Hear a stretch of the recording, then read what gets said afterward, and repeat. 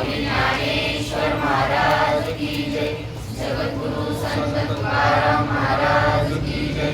शांती ब्रह्म एकनाथ महाराज की जय। सद्गुरुनाथ सच्चिदानंद श्रीपाद भगवान की जय। सद्गुरुनाथ सच्चिदानंद रामदास भगवान की जय। सद्गुरुनाथ सच्चिदानंद पांडुरंग भगवान की जय। अवधूत चिंतन श्री गुरुदेव दत्त गोपाल कृष्ण भगवान की जय। सब संतन की जय। गुरुर्ब्रह्मा गुरुर्विष्णू गुरुर्देवो महेश्वरा गुरुर्साक्षात् परब्रह्म तस्मै श्री गुरुवे नमः। ओम ब्रह्मानंदं परमसुखदं केवलं ज्ञानमूर्तिं द्वन्द्वातीतं गगनसदृशं तत्त्वमस्यादिलक्ष्यम् एकं नित्यं विमलमचलं सर्वाणि साक्षिभूतं भावातीतं त्रिगुणरहितं सद्गुरुं तं नमामि। सद्गुरुं तं नमामि। काय करायचं बंद करायचं का त्यांचं शांतं सच्चिदानन्दविग्रहं पूर्णब्रह्म परानन्दं ईशमानन्दे वल्लभम् श्रीपादनाथं गुरुराघवर्यं केलं बंद मुमुक्षु तोंड नाही इकडं ज्ञानदानेकदक्षं म्हणजे दिसतं बंद बिन झालं तर आता. क्षेत्रनिवासनन्तं नमामि वेदांत वेदां वरिष्ठं नमामि वेदांत वेदां वरिष्ठं।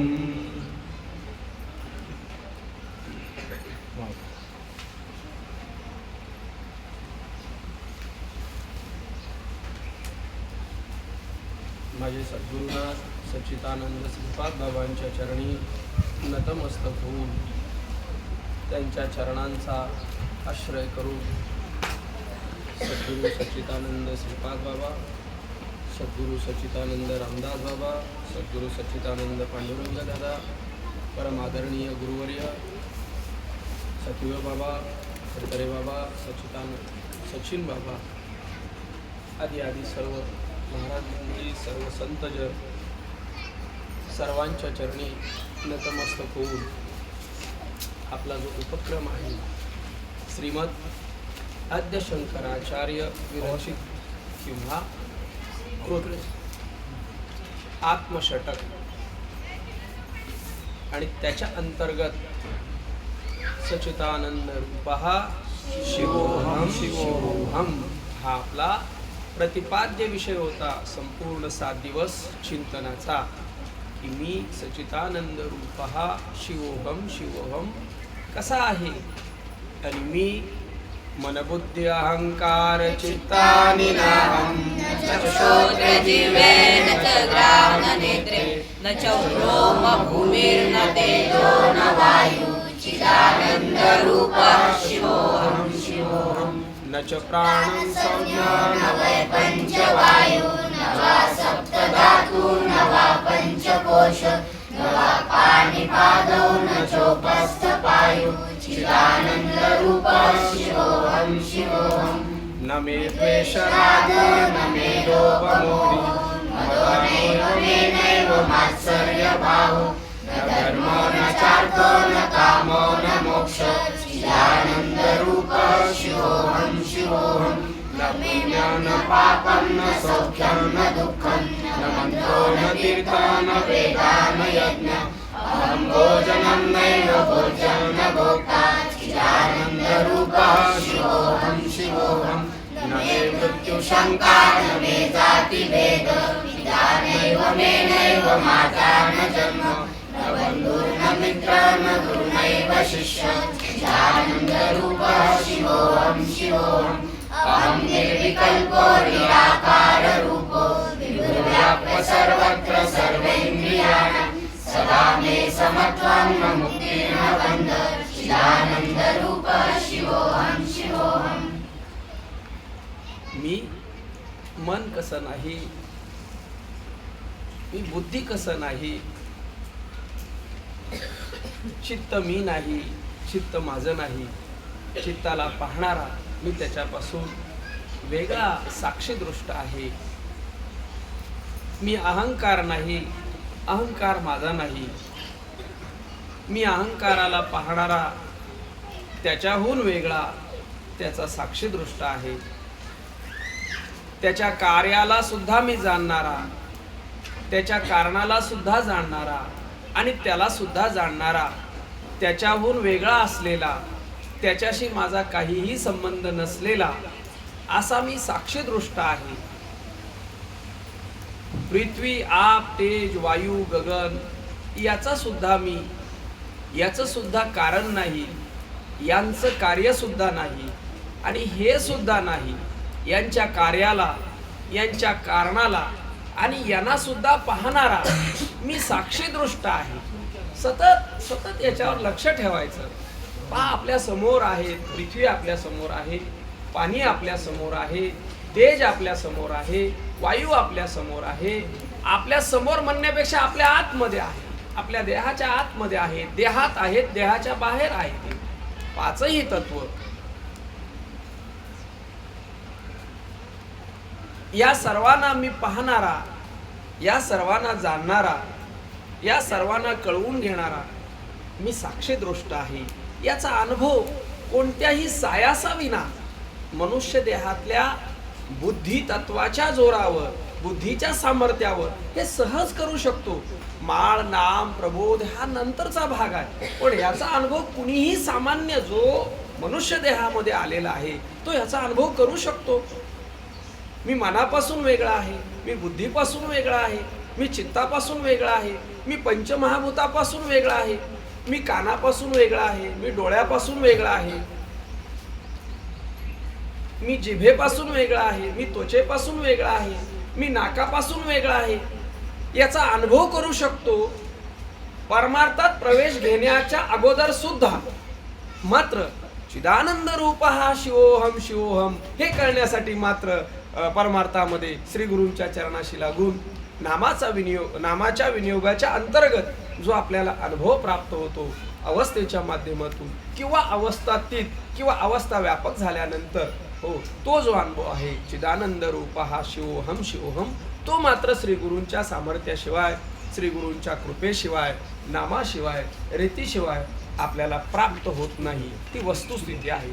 म्हणजे मनुष्य देहाचं सामर्थ्य जर आपण लक्षात घेतलं तर त्यांनी जर विवेक केला तर काही भाग, अर्धा भाग तो आधीच कव्हर करू शकतो. त्याला काही फारशी अडचण येत नाही जर लक्ष दिलं त्यांनी बरोबर. तर काल आपण एक विषय पाहत होतो की मरण मारणं म्हणजे नेमकं काय, बरोबर की नाही, आणि जन्म कशामुळे होतो, मरतो कशामुळे, मरतो कशामध्ये आणि जन्म का होतो, ह्या 2-3 भूमिका आपण पाहत होतो. आणि त्याला अनुसरून ते याच्यातच आहे. शेवटी श्लोकच आलेला आहे, नमे मृत्यू शंका नमे जाती भेद. पण नमे मृत्यू शंका म्हणताना कसा नमे मृत्यू नाही, आणि मृत्यू आहे कोणाला, आणि तो मृत्यू ज्याला मी म्हटलेला आहे. पहा, मृत्यू टळण्यासाठी साधी सोपी युक्ती आहे. आपण काल चिंतन केलं की मन मी नाही, बुद्धी मी नाही, चित्त मी नाही, अहंकार मी नाही, पंच ज्ञानेंद्रिय मी नाही आणि पंचभूत मी नाही. आणि मृत्यूची प्रक्रिया आणि जन्माची प्रक्रिया आपण पाहिली होती. या 2 प्रक्रिया कोण सांगेल? जन्म होतो म्हणजे नेमकं काय होतं आणि मृत्यू होतो म्हणजे नेमकं काय होतं. लक्ष पाहिजे बरं का. हा, कारण हे असंच प्रवचन नाही. हा, थोडं तुम्ही जर लक्ष दिलं, नुसतं आपला विषय चाललाय, नुसत्या श्रवणाने भागायचं नाही, त्याला मननाची जोड असावी लागेल.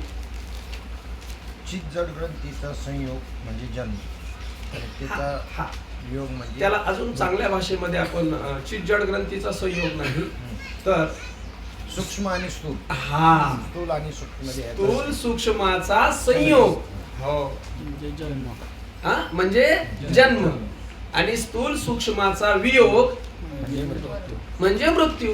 बरोबर आहे, म्हणजे मृत्यू आहे. एक युक्ती श्रवणाची आली म्हणून जरा तुमच्यापर्यंत भूमिका ठेवतो आणि मग पुढे जाऊ. असं मध्ये मध्ये काहीतरी येत असतं. ऐकण्यासाठी काय हवं लक्ष द्या बरं का सर्वांनी, मुलांनी खास करून लक्ष द्या. एक युक्ती आलेली आहे लक्षात ठेवण्यासाठी, परीक्षेत याचा फार उपयोग होईल. ऐकण्यासाठी काय काय लागतं? कान लागतो. सर्वांना ऐकू येतं. ज्याला कान आहे त्याला सर्वांना ऐकू येत. त्याचा अर्थ नाही कान आहे त्याला ऐकू येतं ना बाबा. कान ज्याला आहे त्याला ऐकायला येत नाही ना. पण ऐकलेलं कळण्यासाठी काय लागेल?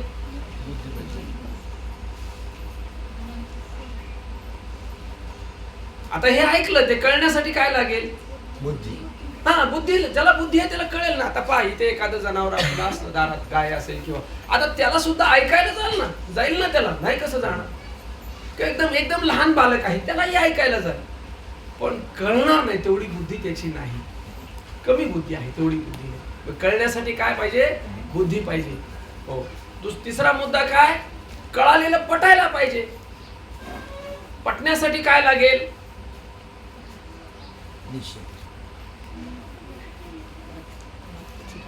पुण्य लागेल ना. पुण्य आपण म्हणतो ना, तुम्ही सांगताय ते कळतंय हो पण पटत नाही, पुण्य कमी पडतं. आता परमार्थ काल त्या एकाला कोण सगळे मागे लागले तर माळ घाल माळ घाल माळ घाल माळ घाल, अजून पटत नाही मला. पुण्य कमी पडतंय त्याचं, बाकी काही नाही, बाकी काही कारण नाही. जसं त्याचं पुण्य होईल ते हरिमुखे हरिमुखे म्हणत राहील ना, कालांतराने तेच म्हणेल आणा आणा माळा ना मला द्या. ते पुण्य कमी पडतंय. कळालेली गोष्ट पटण्यासाठी पुण्य कमी पडतंय. हो. आणि पटलेली गोष्ट मुरण्यासाठी प्रक्रिया नीट लक्षात घ्या. गोष्ट पटली, आपल्याला पटलं नाही का मी आत्मा ब्रह्म आहे? आपल्याला पटलं नाही का मी देह नाही आणि देह माझा नाही? पण मुरलंय का? नाही मुरलं. हा, त्याला काय लागेल? साधना लागेल, तपश्चर्या लागेल. हो, अखंड तप. किती जन्म करायला लागेल माहित नाही, तो तुमच्या प्रत्येकाच्या अधिकारावर अवलंबून आहे. पण एकदा सुरुवात केली की पुढचा जन्म सुद्धा त्याला अनुसरून प्राप्त होतो, असा ज्ञानेश्वरीमध्ये विषय आलेला आहे. अर्जुनाने प्रश्न विचारला भगवंताला, समजा मध्येच काय झालं आमचं हे करता करता तर आमचं मोक्ष व्हायचा राहिला, काही काळजी करू नकोस. योगभ्रष्टाच्या नियमाप्रमाणे तुला उत्तम कुलामध्ये, हो संत कुलामध्ये तुला जन्म मिळेल. जसं आता ही लहान दोन बालक आपण पाहतो, हे पाय त्यांच्या लक्षणावरून ओळखायचं असतं. अरे अजून त्यांना अक्षर ओळख नाही, संस्कृतचे उच्चार करतात, संस्कृत पाठ होतं, हे आताच नाही त्यांचं. तुका म्हणे होता ठेवा तर पाठीमागचा ठेवा आलेला आहे तो. ते आपल्याला वाटतं आम्ही शिकवलं त्याला आलं. शिकायला काय भरपूर लोकांना शिकवतो आपण, मोठ्या मोठ्याना आपल्याला लक्षात राहत नाही. त्याचं कारण आहे पाठीमागचं ते घेऊन आलेलं आहे. आणि त्याला योग्य भूमी मिळाली, योग्य स्थान मिळालं, योग्य त्याला वातावरण मिळालं, तिथं त्याने ते प्रवेश केला, तिथं तो जन्माला. हे छोट्या छोट्या गोष्टी आता सहज आपल्या लक्षात येतात. हा, मुरण्यासाठी काय लागेल? आताच विषय झाला. हा, साधना, तपश्चर्या, नामस्मरण, हा नित्यनेम. मुरलं पाहिजे. मी तेच आहे. संसारातल्या गोष्टी बाबा लगेच पडतात, लगेच कळतात आणि लगेच मुरतात आणि लगेच निश्चय होतो. हा, लग्न किती वेळात लागलं आमचं? किती वेळ? 10-15 मिनिटं. किती? ते मंगलाष्टक म्हणायला किती वेळ लागतो? अर्धा तासात. आणि निश्चय काय झाला? पवारांची शिंदे झाली लगेच. पवारांची शिंदे झाली, हे माझे, आणि तो म्हणतो ही माझी. बाबा, आणि त्यांचा निश्चय बाबा आयुष्यभर ढळत नाही. आजारी पडलं, कोण कुठे गेलं, ती तिकडे गेली, इकडं, तिथे म्हणते आमची आहे हे आमचा. आणि निश्चयाला बाधाच नाही त्या. काय पक्का निश्चय, किती वेळात. ते लागायच्या आधीच निश्चय झाला होता, ठरल्या निश्चय झाला होता, फक्त तो विधी बाकी होता. हा संसारात ते निश्चय पटकन कसे होता, हा ढळत नाही ते निश्चय. सामर्थ्य आहे ना ते, अनुभव केवढा आहे पाठीमागचा. हा, 84 लक्ष योनीमध्ये हाच उद्योग झाला, लगेच त्याला कळतं हे आपला आहे आणि सुरू झाला आता का. आणि वातावरण बी तसंच आहे. घरातून सगळं ती तुझी आणि हा म्हणतो ही माझी. घरात सगळे मान्यता आहे, समाज मान्यता. निश्चय व्हायला वातावरण पोषक आहे. संसारातले निश्चय व्हायला वातावरण फार पोषक आहे. सगळी नाती, नसलेली नाती त्यांनी पक्की जोडून ठेवली. एका नात्याबरोबर लग्न झालं की नाही, दीर आला की नाही, सासू आली की नाही, आज सासू आली की नाही, मावस आली की नाही, चुलत आले, सगळे आली. बाबा एक नातं जोडल्यावर बाकी सगळे घेऊन पडले. यानं इकडचं जोडले व इकडचं साडू आला व सासरा आला, सासू आली, आणखी कोण शेजारचे सगळेच आले नाते. हा निश्चय झाला, हे आमच्या नसलेली जोडून नसलेल्याचा निश्चय होतोय पण असलेल्याचा होत नाही. मला फक्त फरक सांगायचा. आणि परमार्थातला निश्चय जो आम्हाला दोनच निश्चय करायचे, देह मी नाही, देह माझा नाही, किंवा अजून पुढच्या भाषेमध्ये जगत मिथ्या मी आणि देव वेगळा नाही. झाले 2-3 छोटं काम आहे, पण ते निश्चय मात्र होत नाही. आणि त्याच्यासाठी मग हे सगळे उपक्रम आहेत. कीर्तनकाराने कीर्तन का करावं? निश्चय होण्यासाठी. प्रवचनकाराने प्रवचन का करावं? आपला निश्चय होण्यासाठी. काकडा करतायत, काकडा का करावा? निश्चय होण्यासाठी. ज्ञानेश्वरीचं पारायण का करावं? निश्चय होण्यासाठी. असं चिंतन का करावं? बालसंस्कार शिबिर का घ्यावेत? निश्चय होण्यासाठी. सर्वांचा एकत्रित एकाचा होत नाही, बस निश्चयच करण्यासाठी सगळे उपक्रम हा रोज करावे. नित्यनेम घालून दिलाय आम्हाला. सकाळी अमुक करावं, दुपारी अमुक करावं, संध्याकाळी हरिपाठ म्हणावा, अजून संध्याकाळी काय महात्म्यांचं श्रवण करावं. कुठे जिथे आपला उपक्रम असेल तिथे का? निश्चय होण्यासाठी. मुरण्यासाठी काय पाहिजे? साधना पाहिजे, तपश्चर्या पाहिजे. आणि मुरलेलं जाण्यासाठी काय पाहिजे? हे माहिती नाही बरं का आम्हाला. मुरलेलं घालवावं लागतं. ते ठेवून काय करायचं? मुरलेलं जाण्यासाठी काय पाहिजे? हे वर्म लक्षात ठेवा बरं का परमार्थाचं. श्री गुरूंची कृपा. शेवटपर्यंत शेवटची जी भूमिका आहे तिथे श्री गुरूंची कृपा आहे. तिथे साधन काही काम करत नाही. नीट लक्षात ठेवा. आम्ही सांगतो प्रबोध झाला, आता श्री गुरूंचं काय काम आहे? येड्या, काय काम संपलं नाही, काम सुरू झालं खऱ्या अर्थाने तिथे. लक्षात ठेवायचं तिथे श्री गुरूंची कृपा नसेल तर शेवटची भूमिका ज्ञानाचा देह त्यांनीच दिलेला आहे आणि ज्ञानाचा देह घालवण्याचं काम सुद्धा तेच करतात. जर सहवासात नसू, जर त्यांच्या सेवेमध्ये नसू, तर ज्ञान अहंकार म्हणून आमच्या समोर ठाम म्हणून उभं राहते. हे आपण पाहतो इथे. किती प्रक्रिया झाल्या, संपल्या बरं का. आता मोक्षही गुंडाळला तुम्ही. किती प्रक्रिया झाल्या पहिल्यापासून सांगा मला. ऐकणं, ऐकणं, कळणं, पटणं, मुरणं आणि जाणं. न मात्र शेवटी ठेवा. काय झालं? ऐकणं, कळणं, पटणं, मुरणं आणि जाणं. जुळून गेलं बाबा काय. चला ठीक आहे, हरकत नाही. ऐकण्यासाठी कान, कळण्यासाठी आहे की नाही? आहे की नाही दादा? बुद्धी आहे की नाही? आहे ना. आहे ते आहे. मला चापसून बघा हाताला लागते का. कान लागतोय हाताला, पण बुद्धी तुमची तुम्हाला ओळखायची. आणि पटण्यासाठी काय पाहिजे? बाबा प्रवचन चालतात, एक थोड्या वेळात फोन करतो.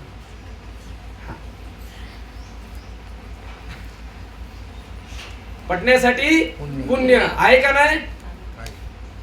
आहे म्हणजे साठलेलं नाही, ते रोज करायला लागतं. कारण पाप रोज होतं, पुण्य रोज करावं लागतं. रोजच्या पापाला रोजचं पुण्य लागतं, नाही तर पापाचं डोंगर होऊन बसेल.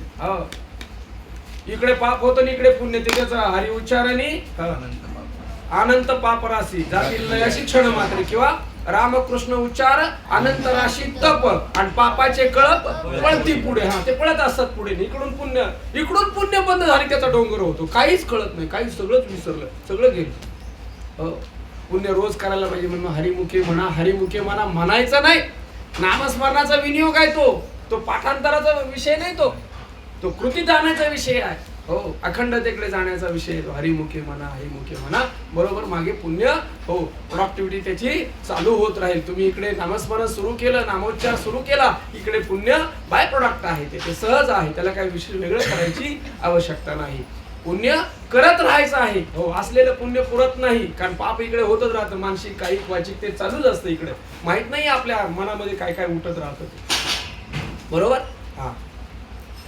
पटण्यासाठी पुण्य पाहिजे, मुरण्यासाठी करायची आहे दररोज. जे आज इथं दिलंय ना आपल्याला, किंवा अगोदर ज्यांना मिळालेलं आहे, करायचं आहे. त्याच्याबद्दल आळस करून चालणार नाही. झाला आता रोज काय नाम घ्यायचं, रोज काय चिंतन करायचं, ताई नाही केलं जमणार नाही. किंवा काही लोक म्हणतात होतंय आमचं, झालंय आमचं. किंवा काही लोकांनी सांगितलं आता तुमचं झालंय सुद्धा. काही होत नसतं. देह आहे तोपर्यंत कधी कोणालाही आदृढता येऊ शकते, कोणावरही आवरण येऊ शकतं. काळजी करायचं का. म्हणजे पुराण सुद्धा आपल्याला तशीच सांगतात. तो दृष्टांत आहे पण सांगत तुम्हाला वेळेचं बंधन आहे. पुराणात सुद्धा भल्याना ज्ञानाना त्याच्यावर आवरण आलेलं आहे. ज्ञान झालं आणि पुन्हा ते आवरण आलेलं आहे. आवरण काय येतं हे लक्षात घेण्यासारखी गोष्ट आहे. कारण ज्ञानालाही आधार अधिष्ठान चैतन्याचा आहे. आणि अविद्येला अज्ञानाला सुद्धा आधार कोणाचा आहे? अधिष्ठान दोघांनाही शक्ती एकाचीच आहे. याची कमी पडली की याचा आलंच म्हणून समजायचं, आणि याची वाढली की हे बाजूला झालंच म्हणून. प्रकाश आला की अंधार गेला, आणि प्रकाश गेला की अंधार तिथेच आहे. त्याचं स्वरूप आहे ते, लगेच अंधार पडतो. प्रकाश सूर्य इकडे झाल्याबरोबर अंधार आला, आणि सूर्य उगवल्याबरोबर अंधार गेला. हे रोज पाहतोय आपण खेळ. लक्षात घ्यायच्या गोष्टी. तपश्चर्या साधना जो नित्य नियम दिलेला आहे श्री गुरुनी, जी साधनेची रीत सांगितलेली आहे, ते तुम्ही तुमच्या वेळेनुसार त्याचं निश्चित करायचं आहे. आणि शेवटचा मुद्दा कोणता? श्री गुरूंची कृपा. मग श्री गुरु कोणाकोणावरच कृपा करतात का हो? का सगळ्यांवर करतात? मग काहींच पुढे जातात आणि काही असे ढकावर राहतात. लक्ष द्या बरं का. नाही हो, आमच्यावर श्री गुरूंनी कृपाच केली नाही, असं काही लोकांना उगाच वाटतं बरं का. आमची त्यांच्यावर जास्त कृपा आहे, आमच्यावर जरा कमी कृपा आहे श्री गुरूंची, असं काही. अरे दुसरं नाव आहे श्री गुरूंचं कृपा. कृपा म्हणजे श्री गुरु, त्याचं लक्षण आहे कृपाळू, हो, श्रोत्रिय आणि ब्रह्मनिष्ठ, हे लक्षण आहे त्यांचं. देहाचे श्री गुरु नाही, श्री गुरु लक्षणाचे आहेत. त्यांचं लक्षणाने श्री गुरु जाणले जातात. कृपाळू असतात, श्रोत्रिय असतात, म्हणजे शास्त्र अभ्यास असतो. कोणत्याही प्रश्नाचं चाली उत्तर देतात तुम्हाला, काही होत नाही. आणि ब्रह्मनिष्ठ असतात, तिन्ही भूमिका जिथे असतात ते नाव श्री गुरु आहे, त्याला श्री गुरु म्हटलेलं आहे. मग कृपा अखंड असताना एखाद्यावर होते आणि एखाद्यावर नाही होत, असं का बरं? अरे कृपा एका उंचीवर आहे, तुम्ही तुमची उंची वाढवली की त्या कृपेला तुम्ही पात्र आहात. कृपा न होण्याचं कारण आमची पात्रता आहे. आमची पात्रता वाढली की कृपा तयार आहे. कृपा कुठून आणायची गरज नाही. श्री गुरु कृपाळूच आहे, सगळ्यांना तथास्तुच म्हणत असतात. असं कधीच कोणतेच श्री गुरु म्हणणार नाही की तुझा अमुक अमुक हो, अजिबात नाही. हो, तू मोक्ष स्वरूपाला प्राप्त व्हावा हे तू श्रींची इच्छा, हा तुझा अधिकार आहे, तुझं ते स्वरूप आहे. फक्त आमची पात्रता वाढवत जायचं आहे. तुम्ही पात्र झालात की श्री गुरूंची कृपा तयार आहे. आमची पात्रता कमी पडते. 4 किती मुद्दे झाले? कळणं, ऐकणं, कळणं, पटणं, मुरणं आणि जाणं. सूत्र लक्षात ठेवा. हा शेवटी हे निघालं पाहिजे, सगळंच गेलं पाहिजे, सगळंच बाजूला झालं पाहिजे. चला आपण कोणत्या मुद्द्यावर होतो? थोडं बाजूला गेलो आपण. हा, श्री गुरूंची कृपा ते बरोबर आहे रे. हे सगळं रस्त्याला बाजूला गाडी सोड बाजूला. हा, जन्म मरणाच्या त्या मुद्द्यावर होतो. आणि तिथे एक मुद्दा आला होता, श्रवण कसं व्हायला पाहिजे, काहीतरी मी विचारत होतो. त्या भूमिका त्याला अनुसरून हे चिंतन पुढे आलं. अशा पद्धतीनं आपलं श्रवण मनन ह्या भूमिका सुद्धा पुढे पार पडत गेल्या. म्हणजे लक्षात राहत नाही. महात्मे विचारायचे, बाबा दूत महाराज पाठाला बसलं ना, विचारायचे लक्षात येतंय का, लक्षात राहील का, आणि लक्षात ठेवाल का. काहींचं लक्षात आपोआप राहतं आणि काहींना ठेवावं लागतं लक्षात. आधी लक्षात येतंय की नाही पाहायला पाहिजे, लक्षात राहील का पाहायला पाहिजे, आणि लक्षात तुम्ही ठेवाल. आम्ही ठेवलंच नाही लक्षात, कसं राहील? कारण जी महत्वाची गोष्ट असते ती लक्षात ठेवतो आपण. पण हिला जर अनन्य महत्व नसेल दिलं आम्ही, तर ही राहणार नाही.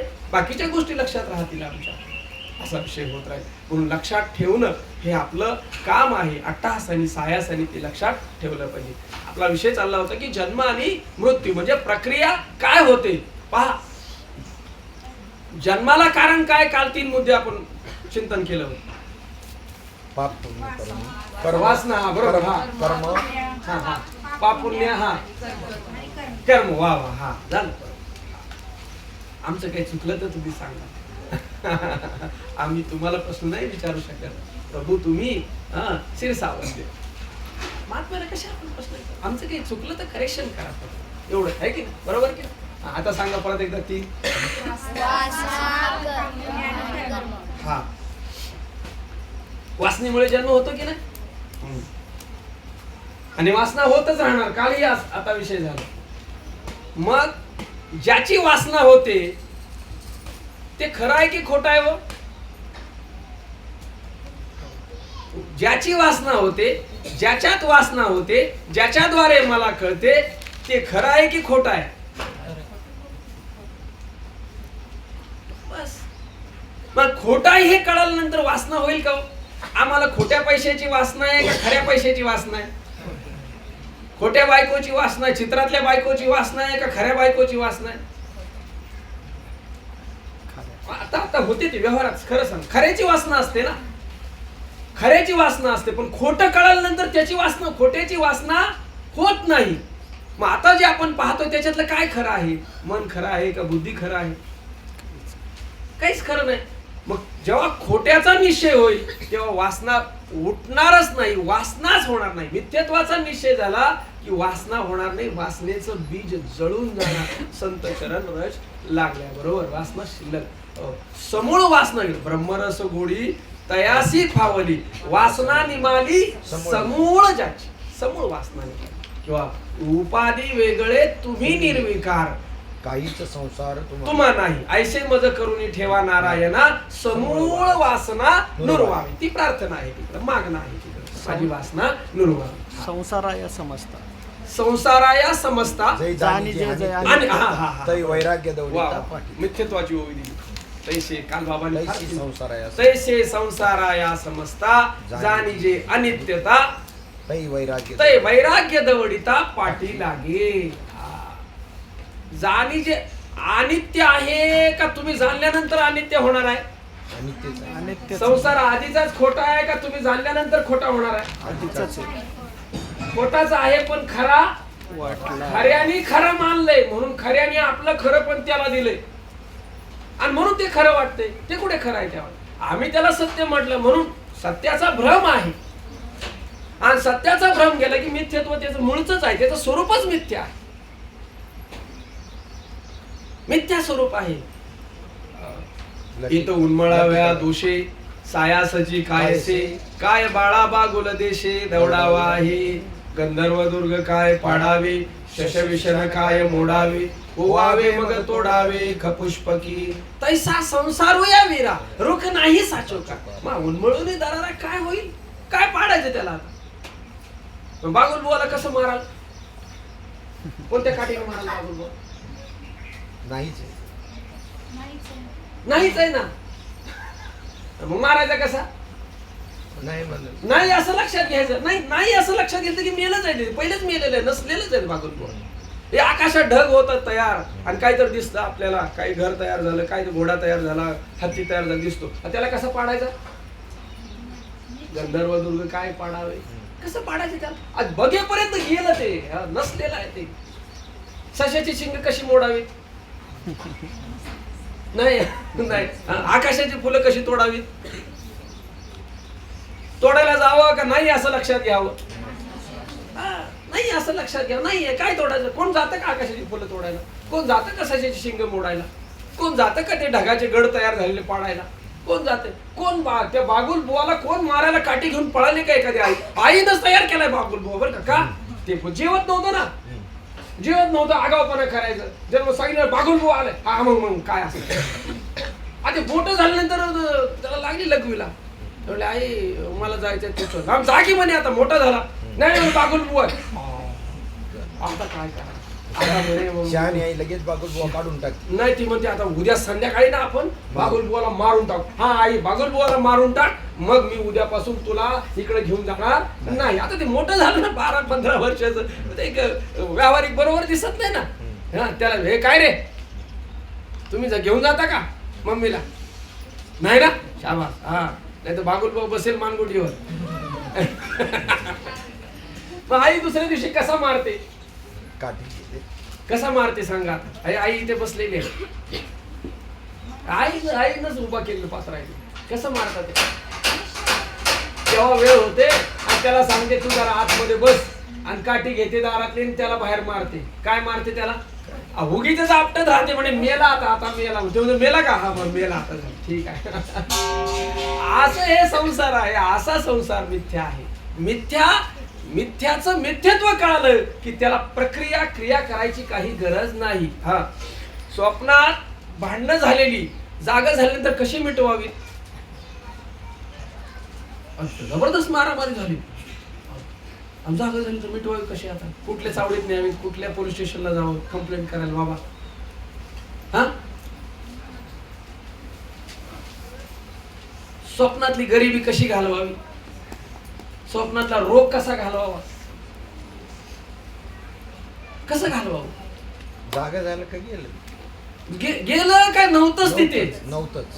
हा, गेलं नाही, आलं नाही, घालवायचं नाही, नव्हतंच लक्षात येतं आपल्याला. काय होतं? काहीच नव्हतं. झोपला आणि बाबा काय झोपले, स्वप्न पडलं, असा बोला बांधला मस्त पैकी, एवढा असं किती बी मोठा माझा बरं का, काय प्रॉब्लेम नाही, पैसे गाड्या 4, 5, 10 सगळं. हो, आणि उठून बघतोय तर तीच फाटकी चादर आणि तीच ते फाटकं सगळं. अरे म्हणे गेला कुठं बंगला, आणि नव्हता म्हणे स्वप्न. कसं त्याचा तोच शहाणा झाला.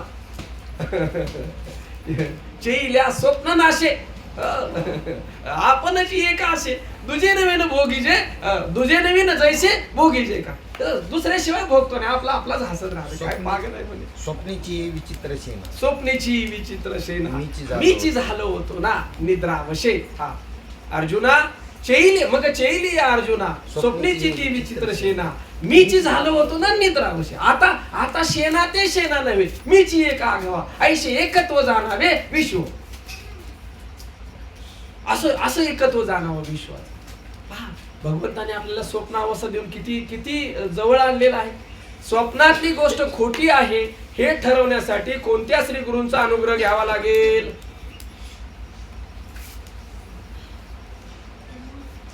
अनुग्रहाची गरज लागेल का? नाही. तुमचं तुम्हाला पहा कशी गंमत आहे. सामर्थ्य आहे बुद्धीचं. बुद्धी आहे आपल्याकडे. एक अवस्था निकालात काढली की नाही, मनुष्याच्या बुद्धीचे सामर्थ्य आहे. एक अवस्था मिथ्या ठरवली त्यांनी, काय पण दिसू दे, काही होऊ दे, दोन काही नाही कराय का तेव्हा. बर, स्वप्नातली बाई, स्वप्नातला पुरुष, स्वप्नातलं घर, स्वप्नातली जनावर जागृती सारखी असतात का वेगवेगळे असतात? ती स्वप्नातल्या बाईला शिंग असतात का? अशीच असते ना. पण स्वप्नात सुद्धा धर्ममीमांसा आपल्यासारखीच, अशीच लग्न होतात, अशीच मुलं होतात, असाच सगळा व्यवहार आहे. बरोबर की? आणि तो कसा आहे? मिथ्या आहे. बर, स्वप्नात स्वप्न मिथ्या का जागा झाल्यानंतर मिथ्या? शाबास. एवढं वर मला लक्षात ठेवा. स्वप्नात स्वप्न कोणाला खोटं वाटलंय का? नाही, ते खरं. हा, अरे बाबा मला लोक सगळे स्वप्न खोटं म्हणतात. बाबा माझा एक प्रश्न आहे. समजा आपल्या सगळ्यांचाच अनुभव असेल रे, स्वप्न पडलं, भीती वाटली. हा, भीती वाटल्यानंतर काय होतं रे? हा हा, हळूहळू बोलायचं, जास्त नाही बोलायचं, मोठं समजून घे.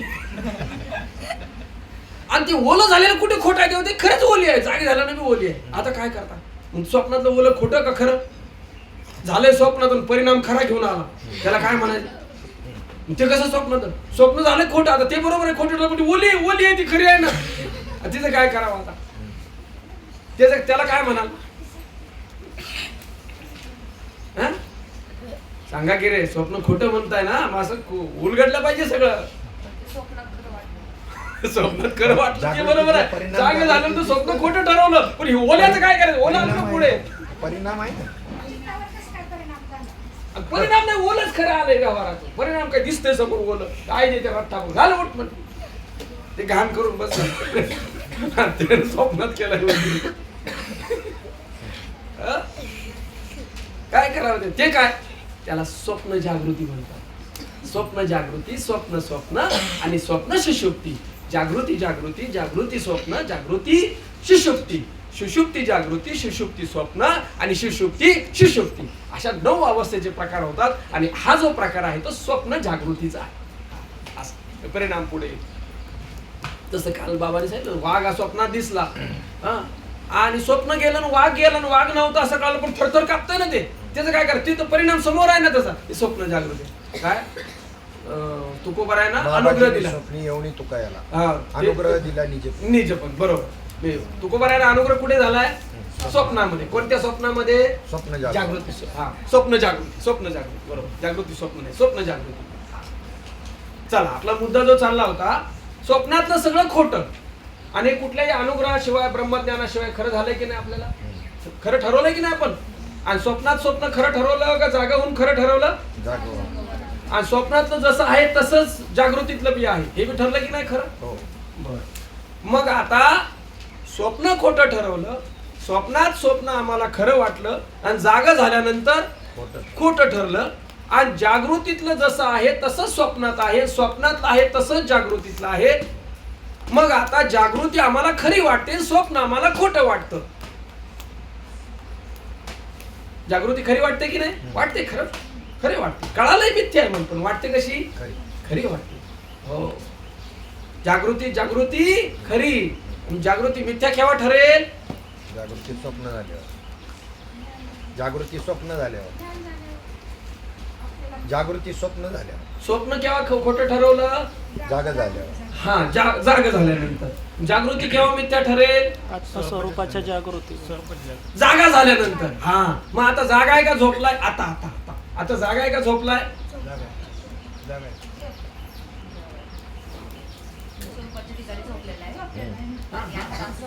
ठीक आहे, ठीक आहे, बरोबर. आता जागे आहे का झोपलाय रे? शाबास, क्या बात आहे. हा परिणाम आहे चिंतन. तुम्हाला हे खरं वाटतं याचा अर्थ काय आहे? झोपेत आहोत. आणि खोटं वाटायला लागली काय समजायचं? जागा झाला. ज्याचं त्यांनी ठरवा. आता प्रत्येकाने सांगा जागा आहे का झोपलाय? मला नका सांगू, तुमचं तुम्ही. काही गोष्टी तो आपल्या आपल्या निकालात काढायच्या. मला नका सांगू, हे सांगायचे नाही. हे काय बी सांगाल तुम्ही आणि मला काय बी पटेल. हे सांगायची गोष्ट नाही, हे खटका उडवायची गोष्ट आहे. बाबा म्हणे फैसला झाला पाहिजे. उगीच प्रवचन करत बसू नको, उगीच ऐकत बसू नको. परमार्थाचा नुसता पसारा मांडलाय. खाणं कमी हात भरवणं जास्त झालंय. नुसतं हात भरवून चिवडून चिवडून खात काही नाही. त्याच्या अंगी लागेल नुसतं असं झालंय माराय. सगळं खरं मानून. हा, नीट झाला पाहिजे. तुम्हाला हे जर मिथ्या वाटत असेल तर तुम्ही काय आहात? जागे आहात, जागे झालेला आहात. आणि हे जर खरं वाटत असेल तर धनदारा पुत्र जन. हा, धनदारा. हे पहा कशी गंमत आहे. तुम्हाला सांग, बंधू सोयरे सर्व मिथ्या आहे. जागा होऊन काय करायचं? जागा झाल्याचा पुरुषार्थ किंवा पुरुषार्थ करून जागा झाला. जागेपणाचा पुरुषार्थ परिणाम काय? हो, धनदारा पुत्र जन सर्व बंधू सोयरे पिसून सर्व मिथ्या हे जाणून, हे जाणण्यासाठी जागा व्हायचं आहे. आणि जाणला की जागा आहे. लक्षात घ्या. पहा कशा अवस्था कशा बदलत असतात. शुद्ध चैतन्य आहे. शुद्ध चैतन्यावर पडदा आला की उन्मन अवस्था आहे. तिच्यावर पडदा आला की तुर्य आली. तिच्यावर पडदा आला तिथं समाधी आहे. तुर्याला समाधी आहे, पण समाधी लागू पडत नाही मोक्षासाठी म्हणून धरत नाही मी. तुर्येवर पडदा आला की सुषुप्ती, गाढ झोपेत जातो. सुषुप्तीवर पडदा आला की स्वप्न, आणि स्वप्नावर पडदा आला की जागृती. सांगा सर्वात मिथ्या कोणती गोष्ट आहे? सर्वात निकृष्ट आणि मिथ्या सर्वात शेवटची जागृती. सुरुवातीला काय शुद्ध चैतन्य आहे, पडदे लक्षात घ्या. आवरण आलं. उन्मनी मन आहे पण मिथ्या ठरलेलं आहे, लीन झालेलं आहे. उन्मन मन आहे पण लीन आहे. पण लीन कसं आहे? मिथ्याहून लीन केलेलं आहे. ते नुसतं लीन असेल तर सुषुप्ती आहे ती. मिथ्या ठरवलंय तुर्येमध्ये, विधेय मुक्ती आहे. आणि तुर्येमध्ये मन आहे, व्यवहार करतंय पण मिथ्या ठरवलंय. मिथ्या ठरवून व्यवहार करतंय जीवनमुक्त, आणि मिथ्या ठरवून लीन केलंय विधेय मुक्ती, आणि सत्य मानून लीन केलं सुषुप्ती. सत्य मानून मनाचा कारभार केला स्वप्न, आणि सत्य मानून जागृतीत व्यवहार केला जागृती. व्यवहार सत्य मानायला लागला इंद्रिय घेऊन जागृती. कळलं का हे स्टेप? मग आता सांगा सगळ्यात खोटं काय? सगळ्यात खोटी कुठली अवस्था ठरली? आणि सगळ्यात खरी कोणती मानतोय आम्ही? सगळ्यात खोटी अवस्था मला सांगा. स्वप्न जास्त खोटं का जागृती जास्त खोटी? का बरं? व्यवहार जास्त चालतो. जास्त व्यवहार जागृतीतच चालतो. स्वप्नाचा थोडा काळ चालतो आणि जागृतीतला जास्त काळ चालतो. एक कारण, अजून एक कारण आहे. एक कारण बरोबर बाबांनी सांगितलं होतं, आता माझ्या लक्षात आलं. अजून एक कारण आहे. स्वप्नातल्या गोष्टी जागृतीत आठवतात का जागृतीतल्या गोष्टी स्वप्नात आठवतात? स्वप्नात आठवतात. जागृतीतल्या गोष्टी स्वप्न पडल्यानंतर जागृतीत आठवता का तुम्हाला? तुम्हाला स्वप्न पडलं, हा झोपले तुम्ही, बरोबर, स्वप्न पडलं, आणि त्या स्वप्नामध्ये तुम्हाला असं कळतं का जागेपणी आमचं असं असं होतं, जागेपण असताना मला असं दिसलं होतं, असं काही आठवतं का तिथे? जागृतीतलं स्वप्नात आठवतं का स्वप्नातलं जागृतीत आठवतं? आज तुमचा अनुभव आहे नाही. हा, स्वप्नातलं जागृतीत आठवतं, पण जागृतीतलं स्वप्नात आठवतं एवढी ती मिथ्या आहे. हे दुसरं कारण.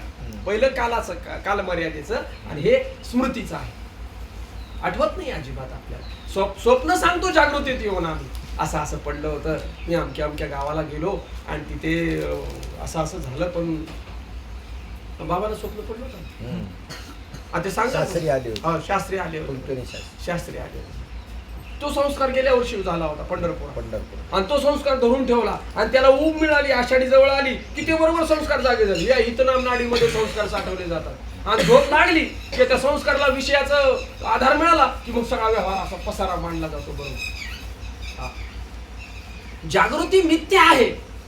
सर्व अवस्थामध्ये जागृती मिथ्या आहे आणि तिला आम्ही सत्य मानलेलं आहे. बुद्धी आमची उतरली खाली, बुद्धीची प्रत खाली गेली आणि सगळ्यात निकृष्ट अवस्था कर्मेंद्रिय, ज्ञानेंद्रिय, मन ह्या सगळ्यांना घेऊन असेल. स्वप्नात फक्त मनच आहे, मनानेच खेळ मांडलाय. पण जागृतीत हे पंच ज्ञानेंद्रिय, पंच कर्मेंद्रिय, पंच सगळ्यांचं मिळून खेळ हा झाला आणि त्याला आम्ही खरं मानलं. बस एवढंच राहिले. तुम्ही स्वप्नाला लावलं, निकालात काढलं स्वप्न. तुम्ही जागृतीलाच मिथ्या ठरवायचा पुरुषार्थ करायचा, संपलं काम. तुम्ही जागृतीचा त्याग करायचा आहे का मिथ्या ठरवायचे? मिथ्या. त्यागाला पुरुषार्थ म्हणायचं का मिथ्या ठरवलेला पुरुषार्थ म्हणायचं? संतांनी त्याग केला का मिथ्या ठरवलं? बस लक्षात घ्या. बरोबर. हा, उगीच त्यागाच्या काय भानगड. नको पडू भोगी, नको पडू त्यागी, नको पडू भोगी, लावून या सरी अंगी देवाची या. का म्हणे नको पुसू वेळोवेळा, उपदेश वेगळा उरला नाही. कशाला त्याच्या ह्याच्यात पडतो? हे काय होत असेल तर कर, फार अति काही लोभ करून घेऊ नकोस. पण करायचं आहे काय? त्याग नाही. त्याग कशाचा करशील? मिथ्या ठरल्यानंतर मिथ्याचा त्याग करावा का ग्रहण करावं? त्याग करायला मी ते नाही. मिथ्या कर. स्वप्नातलं काय त्यागावं, काय भोगावं जागा झाल्यानंतर? त्यागाबद्दल बोलताना माऊली म्हणतात, काय त्यांच्या संन्याशांनी डोळ्यांनी पाहणं थांबवलं का, कानाने कसं थांबेल ते? थांबवलं का, नाकाने श्वास घेणं थांबवलं? इंद्रियांचे धर्म कसे बंद नाही. हा, हे तुले सगळं तुले विहित कर्म तुले सगळे जरी सांडवले तरी स्वभाव काय निमाले इंद्रियांचे. स्वभाव कसे थांबतील इंद्रियांचे? डोळा पाहायचं थांबवणार नाही, कान ऐकायचं थांबवणार नाही, जीभ चव घ्यायचं थांबवणार नाही, पाय चालायचं थांबवणार नाही, मन संकल्प विकल्प करायचं थांबणार नाही, बुद्धी निश्चय करायचं थांबणार नाही. हे तुमच्या हातातली गोष्ट नाही, त्यांचं अखंड चालू आहे. पण तुम्ही ते नाहीत म्हटलं की त्यांचं किती बी चालू, किती खेळ मांडू दे. त्यांनी प्रारब्धाला अनुसरून जेवढा खेळ मांडायचा तेवढं मांडू, काय फरक पडत नाही. कारण मी त्याचा साक्षी आहे ना. मला काय फरक पडतो तेव्हा? मग जेव्हा मिथ्यत्वाचा निश्चय होईल तेव्हा वासना राहणार नाही. कशी राहील वासना? सत्याची वासना होती आम्हाला. सत्य मानून काहीतरी आम्हाला हवाय ना. खोट्या गोष्टी कोण मागेल? खोटं घर, चित्रातलं घर कोणी मागेल का आम्हाला द्या म्हणून? कशाला मागेल? खोट्या पदव्या, खोटे पैसे, खोटे कोण मागेल? ते नको म्हणे खोटं. त्याला काय करायचं? आणि ज्यांना खोटं कळालं ते कशाला त्याच्या मागे लागले? नको त्याची काही. पाच साधू संत कसा विरक्ती केव्हा येते? जेव्हा त्याचं मिथ्यत्व कळेल तेव्हा विरक्ती येणार. सत्यबुद्धी जोपर्यंत आहे तोपर्यंत लोभ राहणार, मोह राहणार. आणि मग तेही सत्यबुद्धी ती अज्ञान. हा, तेच सत्यबुद्धी हे अज्ञान. बरोबर. जे जाणीव, जे अधुना तया नाव ज्ञान. सुरुवात तुकड्यापासून घेऊ. जे जाणीव, जे तर नरी गे विचार मागुता पाऊले निघे, तर्को आईनी निघे अंगी जय. अर्जुना तया नाव ज्ञान, ये प्रपंच ते विज्ञान, ते तर सत्यबुद्धी ते अज्ञान हे ही जाण. विज्ञान कसं आहे? मिथ्या आहे.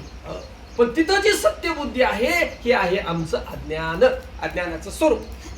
किंवा अजून एक होऊया, आपले आपण पेया विसरो जो धनंजया, तेच रूप अज्ञानाशी. मी मला विसरलो आणि मी मला हे समजायला लागलो, हे अज्ञानाचं रूप आहे. आम्ही अज्ञानी का ज्ञानी आपला आपण ओळखू शकतो. आपल्या भूमिका आपल्याला लक्षात येतात. मग मरण आणि जन्म, मरण जे आहे ते देहाचं आहे आणि मी त्याचा साक्षी आहे. अशी गोष्ट जर आपण लक्षात घेतली तर सहजच मरणाला मरण माझे मरून गेले किंवा आपुले मरण म्या पाहिले डोळा. काय केलं? पाहिलं म्हणजे काय केलं? मरत असतं आणि मी त्याचं साक्षी आहे. पाहिलं डोळ्याने, मरण मरत हे पाहिलं. कारण त्याला वासना नाही राहिली, हा, त्याला कर्म नाही शिल्लक राहिलं. कर्म देहाला आहे का कर्म आत्म्याला आहे?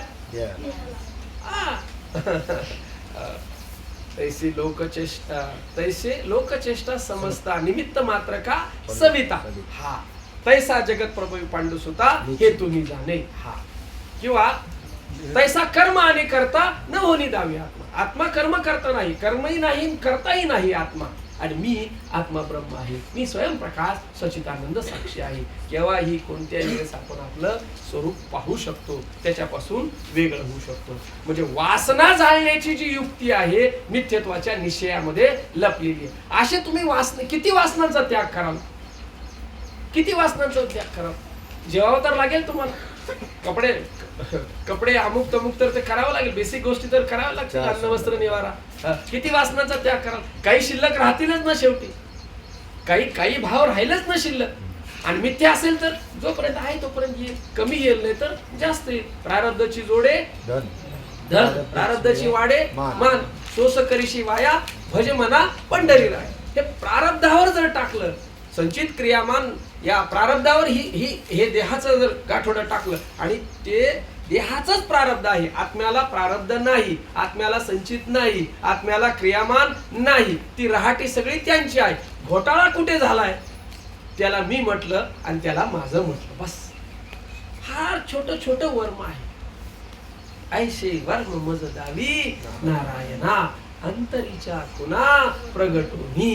हो मग तुका म्हणे, मग नये वृत्तीवरी सुखाचे शेजारी पहुडे. हो, सुखाच्या शेजारी पहुड्याला मी सुख स्वरूपच आहे. वृत्तीने घोटाळा केलाय, आणि वृत्तीचे परिणाम मनबुद्धी चित्त अहंकाराने घोटाळा केलाय. त्याच्या पुढच्या इंद्रियाने घोटाळा केला, त्याच्या पुढच्या विषयाने घोटाळा केला, त्याच्या पुढच्या कर्मेंद्रियाने घोटाळा केला. आणि मग अनंत विषय आहेत. मुख्य 5च विषय आहेत.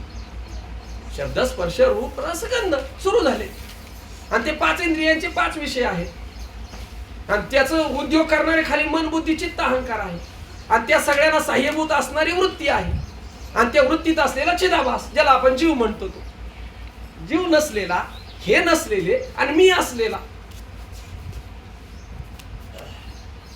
असं आपलं आपण गणित लक्षात घेऊ शकतो. आणि लक्षात घेऊन विचार करून चिंतन करून आपण त्याच्यापासून वेगळे आहोत असं निश्चय करू शकतो. निश्चय करणं आपलं काम आहे. चिदानंद रूपः शिवोहम शिवोहम. हा अशा पद्धतीनं दुसरा जो श्लोक आहे तिकडे थोडस आपण लक्ष देऊ.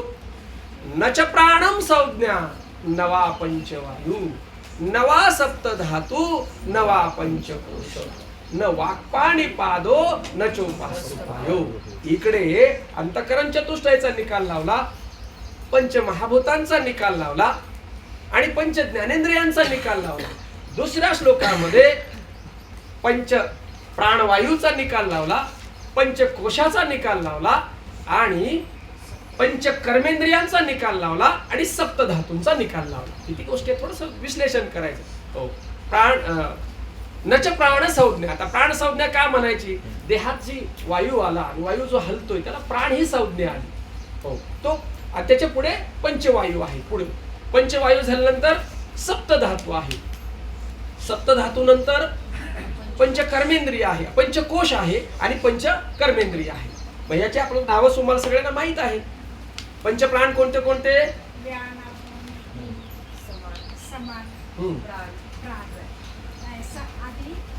हा,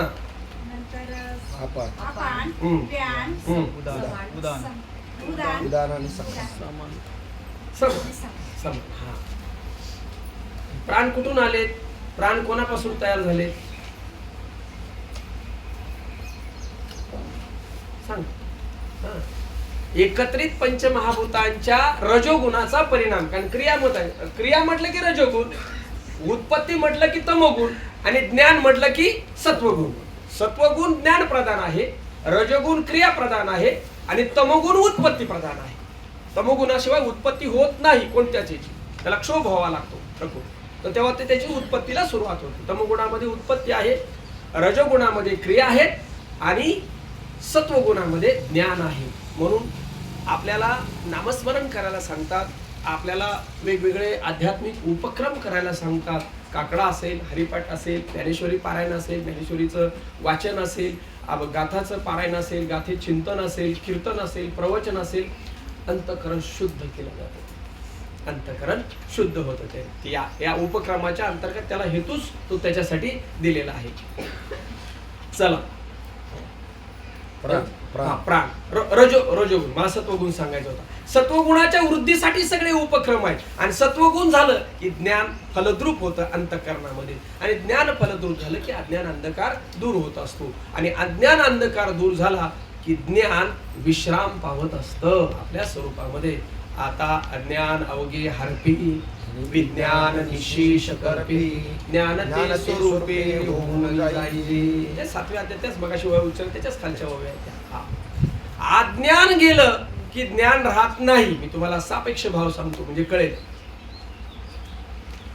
तुम्हाला जर वाटत असेल ज्ञान आहे अजून माझ्याकडे, मी ज्ञानी आहे, तर अज्ञान गेल्याचं लक्षण आहे का अज्ञान न गेल्याचं लक्षण आहे?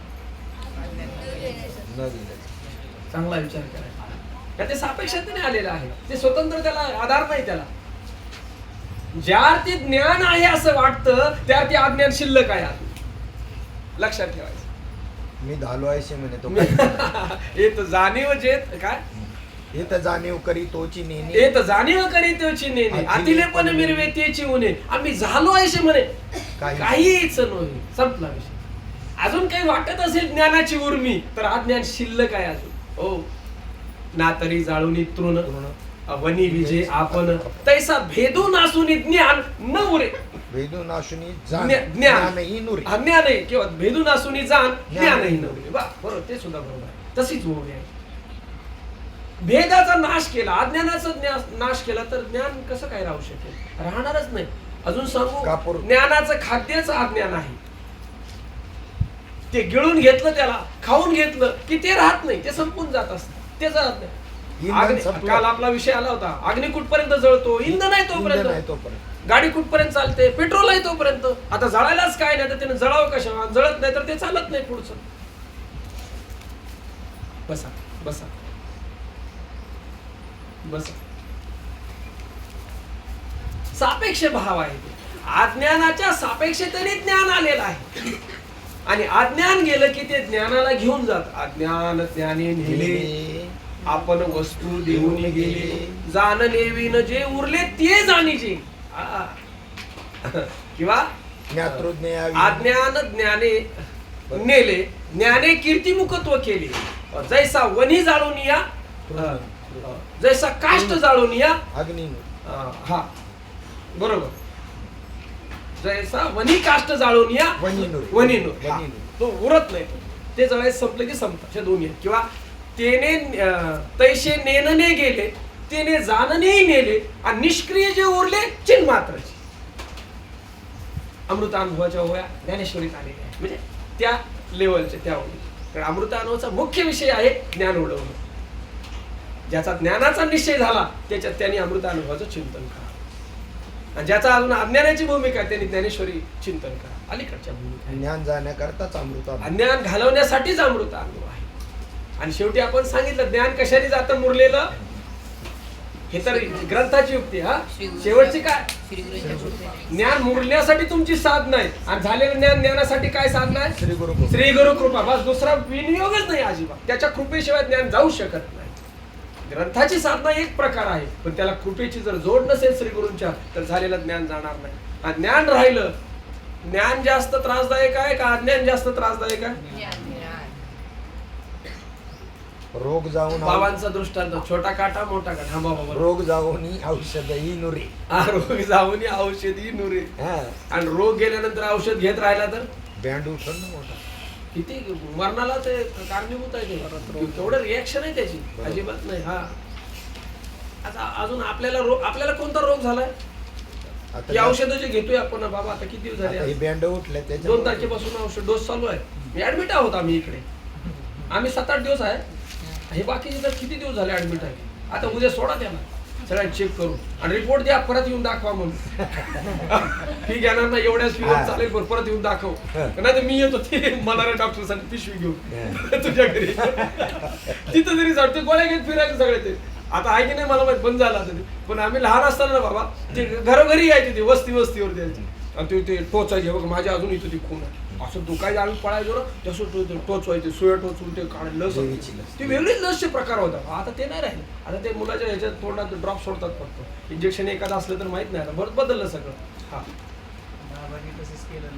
बाबाने तसंच केलं. बाबांचा दवाखाना लय बा, नुसत्या हवेवर माणसं नीट होऊन यायची, नुसत्या हवेवर नीट होऊन यायची माणसं. ती हवाच फार स्वच्छ आणि शुद्ध होती. आम्हाला कोणता रोग झालाय एवढे दिवस ऍडमिट व्हायचं काय कारण आहे इकडे? घरी काय जेवायला मिळत नाही का आपल्याला? 2 तारखेपासून पैसे देऊन इकडे ऍडमिट झालाय, काय कारण आहे? काय तर रोग झालाय. कोणता रोग आहे सांगितलं की नाही डॉक्टरने सांगितलंय. पेशंटची बुद्धी जरा कमी झाली त्याची रोगामुळे, त्या तोंडाला चव नाही, कायच्या बाय बरडायला लागलं, सांगितलेलं कळे ना त्याला, तिसरंच काहीतरी करायला लागलं. म्हाताऱ्यांना विचारा. हा बाबाबद्दल म्हाताऱ्याला विचारा. त्याला आम्ही म्हातारे म्हणत नाही, त्याला म्हातारे म्हणतो. म्हातारे नाही म्हणायचं त्याला, कसं म्हातारा म्हणले. हा म्हणे मी आता बरा नाही का काय कळेल, आपण म्हातारा म्हणायचं काय फरक पडतो बाबा, तू म्हातारा आहे, आम्ही साधे तारे, तू म्हातारा, काय हरकत आहे. म्हातारा खुश होऊन जातो. त्याला बरं वाटतं जरा. चला, आपला रोग कोणता झालाय? भवरोग झालाय. हा, आणि भवरोग कशाने जाईल? ब्रह्मरस घेईन काढा येणे पिडावा. भवरोग ऐसे जाय अनेक काय शुल्लक आहे, बाकी काय राहतील ते, कसे राहतील, आणि बाधाही होणार नाही पुन्हा. त्या भूतांची बाधा होणार नाही. ही भूत जी आहेत ना महाभूत, त्याची बाधा होणार नाही आपल्यावर. आणि भवरोग घालवण्यासाठी, हो, भवरोग झाल्याची लक्षणं काय रे? रोगाची लक्षणं असतात. नुसतं झालाय म्हणून चालणार म्हणत, ते काय पिवळं दिसायला पाहिजे, काहीतरी दिसायला पाहिजे. त्याचं भवरोग झाल्याचं काय लक्षण आहे? मी जन्माला येतो, मी मरतो, मला दुःख होतं, हा, मला खरं वाटतं. सगळ्यांनी एक सांगा, म्हणजे असं ढीक पडेल आपल्यासमोर. मी देह, हा मी देह, माझा देह आणि हे दिसलेलं जगत सत्य. पहिली लक्षण, मी आणि माझं काय झालंय? रोग झालाय म्हणायचं, रोग झालाय. त्याची औषधं कोणत्या दुकानात मिळतात? श्री गुरुकडे आहे ते, बाकी तिकडे नाही. चिठ्ठी ते लिहून काय देत नाही, गोळी करतात हाताने, देतात खायला. काय आहे बरोबर, चल नीट हो. भवरोग झाले, आपल्या लक्षणं कळतात ना. ताप आलेला पहिला कोणाला कळतो? डॉक्टरला कळतो का आपल्याला कळतो? पोटात दुखतंय कोणाला कळतं पहिल्यांदा? हा, पोटात दुखणं आम्ही शाळेत त्याचा फार उपयोग केला. हा, तुम्ही केला की नाही माहित नाही बाबा. का ते कळायचं नाही वरून, काय ते ताप आला की म्हणायचे, अरे हा मग ते कळतंय. पोटात दुखतंय म्हणलं काय कळायचं? बरं राहू दे मग आजचा दिवस. अशा बऱ्याच दाण्या मारल्या, काय कळायचं नाही ना बाकीच्या ना. औषध द्यायला गेलं म्हणे, आणि आता बरं वाटतंय ना, जा सुटून जायचं. थोडे चॅप्टर पूर्ण केला आम्ही. तुम्ही करता की नाही रे इकडे? केलं शिबिरात केला. अरे बापरे, अरे काय आमचीच विद्या आमच्याकडेच टाकली इकडे. गुरुची विद्या गुरुला पण. चला, भवरोगाची लक्षणं ओळखायची आणि त्याचे उपचार सुद्धा जसे सांगितले तसे केले तर भवरोग निश्चितपणे जातो. आपला जो विषय चालला होता, ही जी पहिला आपण एक निकालात काढलं, कोणतं? पंच ज्ञानेंद्रिय निकालात काढली, अंतःकरण चतुष्टय निकालात काढलं, आणि पंचमहाभूत निकालात काढली. हा, मग पंचप्राण कोणते? इथे चिंतन चालू होतं. कोणते कोणते पंचप्राण? प्राण, प्राण, अपान, व्यान, उदान, समान. हा, प्राण कुठे राहतो? हृदयामध्ये. सगळीकडे फिरतो. काय काय सांगितलं चुकीचं राहायचं अजिबात. फिरतो, फिरणारा एक आहे. हा, प्राण कुठे राहतो? हृदयामध्ये राहतो. काय काम करतो? चलन. हा, पंपिंग करतो ना हृदयाला, खालीवर हलतो ना तो. 21,600 वेळा हलवायचं काम करतो तो. हा, पंपिंग करतो, प्राणाचं कार्य. म्हणून त्याला प्राण आहे वायूच. सगळा वायूच आहे इथून तिथून. पहिला आधी लक्षात घ्या, वायूला नाव का प्राण आलं? कार्यावरून नाव पडलं त्याच्या. प्राण, हा तो प्राण हलवायचं काम करतो म्हणून त्याला प्राणवायू असं म्हटलंय. दुसरा वायू कोणता? बोला बाबा. इंजिनियर नाव का पाडलं तर ते काम करतो. हा, ते बिल्डिंग बांधतो म्हणून इंजिनियर आराखडा करतो. त्याला माहित आहे त्याचं मिश्रण, किती सिमेंट टाकायचं, किती खडी टाकायची, किती पाणी टाकायचं, किती इंचाच्या त्या सळ्या टाकायच्या, किती लोड कशावर घेतला तर काय होईल, लोड खाली जास्त घेण्यासाठी पिलर आरशीशी काय टाकायला पाहिजे, हे सगळं त्याला माहित आहे म्हणून तो त्याचा इंजिनियर आहे. बरोबर. असो, तसं प्राणाला प्राण हे नाव का आलं? आहे वायूच. तू जे कार्य करतो ना पंपिंगचं, हृदयाचं, त्याला प्राण 21,600 वेळा ते ऑपरेट करतो. तुम्ही काही न करता, तुम्हाला माहित सुद्धा नाही काय चालतं ते आतमध्ये. माहिती आहे? कुठे माहिती आहे आपल्याला? ईश्वराची विशेष लीला आहे, लक्षात येत नाही आपल्या. अरे आपण खातो, आतमध्ये सगळा रस खेचून घेतो, रसाचा रक्त करतो, रक्ताचं मांस करतो, मांसाची हाडं करतो, हाडाचं मज्जा करतो आणि हाडाचं शुक्र करतो. हा सिस्टम आहे. कोण तुम्हाला काय पत्ता आहे का आतमध्ये काय काय चालतंय? हा सप्तधातू. पण सप्तधातूची लिंक काय आहे? पहिला रस तयार होतो अन्न खाल्ल्यानंतर, रसाचं रक्त होतं, रक्ताचं मांस होतं, मांसाची हाडं होतात आणि हाडापासून मज्जा आणि शुक्रवीर्य तयार होत राहतं. काय सिस्टम आहे आतमध्ये माहित नाही. काय दिलं आम्हाला, काय दिलं काय बघ जरा, लक्ष दे बरोबर, म्हणजे काय दिलं ते कळेल. विशेष कृपा आहे, अंतःकरण वृत्ती आम्हाला जी दिली, जी बुद्धी दिलेली आहे विशेष आहे, म्हणून सूक्ष्म देह ईश्वराने दिलेला आहे, आम्हाला प्रदान केलेला विशेष कृपा आहे त्याची. सकळाशी येते आहे अधिकार म्हणताना मोक्षाची सामुग्री देऊनच हा देह दिलेला आहे, मोक्षासाठीच देह दिलेला आहे. आता काय सांगू, दुसरं काही कामच नाही बाबा या देहाचं. पोरं बाळ संसार घरदार इतर योनीमध्ये तोच उद्योग आहे, दुसरा उद्योगच नाही. ही एकच योनी आहे, याच योनीमध्ये सामुग्री मिळते मोक्षाची. ही मोक्षाची सामुग्री आहे आपली. संसाराची सामुग्री नाही मनुष्य देह. मनुष्य देहा इसा निध साधाल तो साधा सिद्ध करोनी प्रबोध संत पार उतरती. लक्ष द्या, हे अनमोलता आहे याची. खास ईश्वराने व्यवस्था केली याची. मला जाणण्यासाठी लागणारी सामुग्री संपूर्ण या देहातील, म्हणून सकळाशी येते आहे अधिकार. समुद्र वलयांकत पृथ्वीचे दान केलिया न मिळे नरदेह निदान. हा नरदेह निदान नाही मिळत एवढी गरदान. फार फार फार बाबा महत साहस केलेली आहे, फार साहस आहे मागे.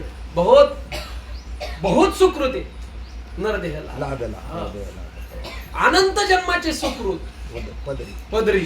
तेव्हा कुठे दुर्लभ हो मनुष्य दुरून आलो गामी. दुरून म्हणताना 84 लक्ष इकडे हात दाखवला, दुरून आलो धडपडत इथे, आणि इथे येऊन पुन्हा त्याने ते उद्योग सुरू केले. म्हणून साधू संतांना फार फार फार वाईट वाटतं. अरे काय करा मराल नंतर, नाहीतरी काही बरे नाही याची देही धरा आठव तुकाराम महाराज म्हणतात. नाहीतर काही बरं नाही रे पुढे. फार अडचणीच्या गोष्टी आहेत. काही कळणं आहे का मला सांगा ना. दारातलं जनावर पारतंत्र्य आहे, तुम्ही दाखवलं तर पाणी प्यायचंय त्याला, तुम्ही टाकला तर चारा खायचाय त्याला. निव्वळ पारतंत्र्यातलं जीवन आहे. हो, अवताला झुकतात, मागून धोपाड्या घालतात, नाकात व्यसन टाकतात. आपल्या समोरचं जीवन आहे, पहा काय जीवन आहे. काही कळत नाही, काही कळत नाही, काही सेन्स नाही. सगळा नॉनसेन्स भरलेला आहे त्याच्यावर. हे जरी नाही कळालं, हे जरी नाही केले, आता पिंगळा आहे फेमस केला त्यांनी, त्याचे आभार आहेत. गायनाच्या माध्यमातून म्हणे पण तो पिंगळा त्यांनी तो तत्वज्ञान पाहत असेल नाही असेल तर त्याचं त्याला माहिती, पण आपल्यापर्यंत आणलं ना. हे जर नाही काल नरकाचा तर परत तू गेलास तिकडे म्हणून चुकली या वर्मा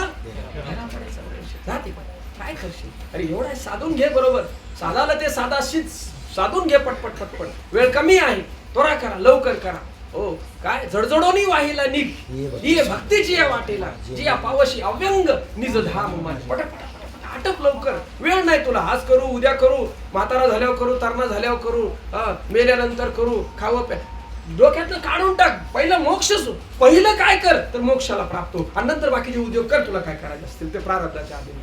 पहिला मोक्ष साध्य, पहिला स्वस्वरूपाला प्राप्त हो. चल सुटला म्हणून समज.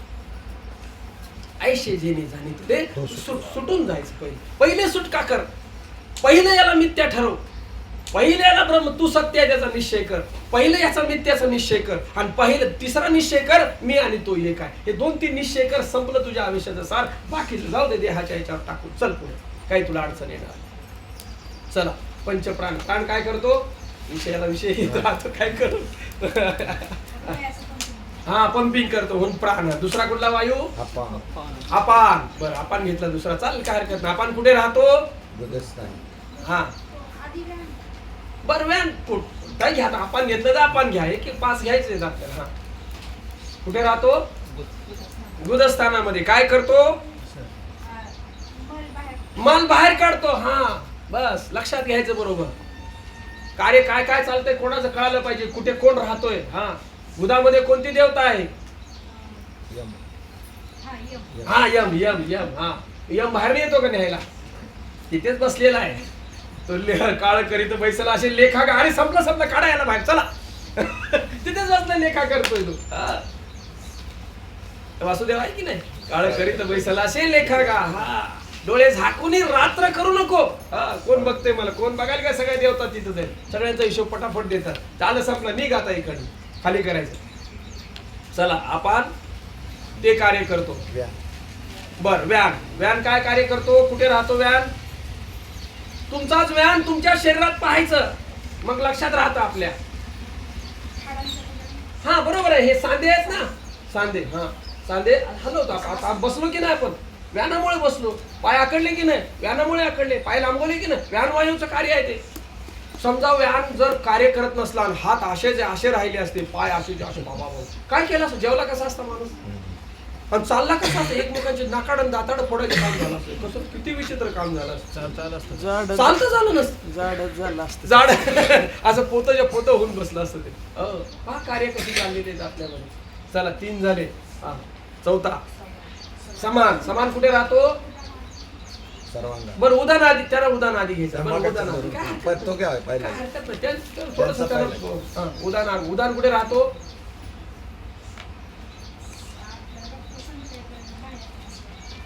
आता सांगितलं की याच्या अगोदर तुम्ही नाही ते व्यानाचं सांगितलं. उदान इथे राहतो, कंठामध्ये राहतो.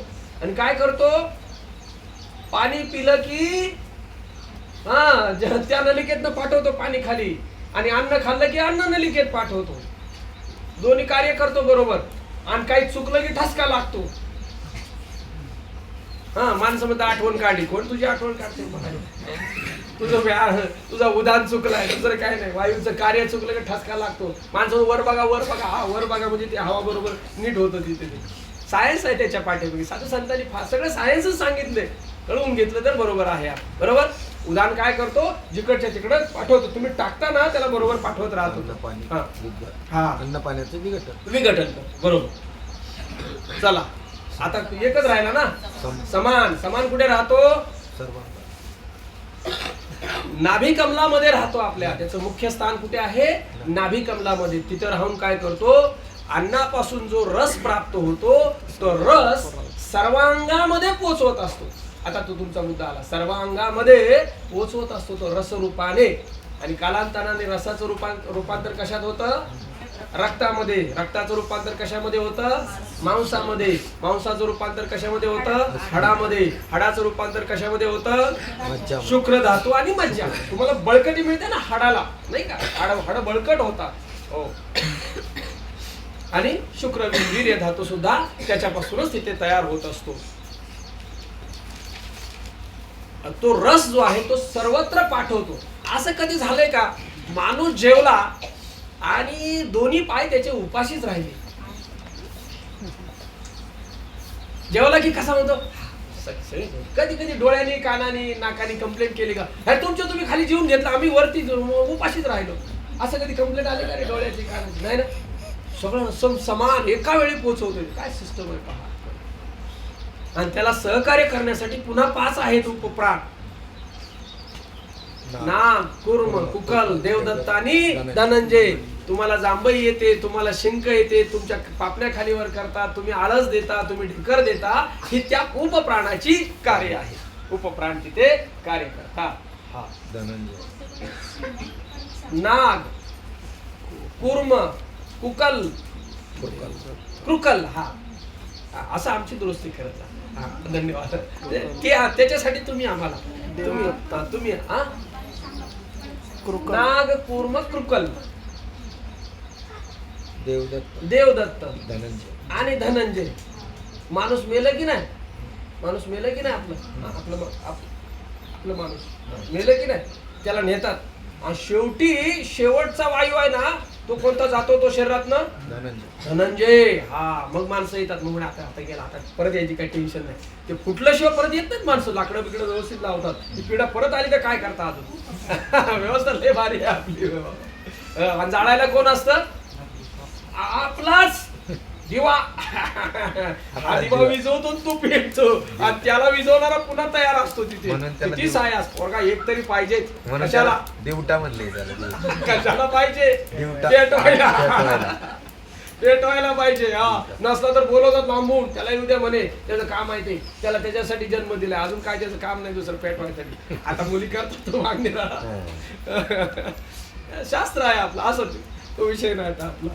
गंमत आहे सगळं. मला वायू सांगायचा होता, तो जो शेवटचा वायू आहे ना, म्हणून प्राण जरी निघून गेला तरी तो असतो. जास्त वेळ ठेवलं की फुगतो तो आतमध्ये, शरीर फुगत असतं, बरोबर की नाही? शरीर फुगतं आपण का?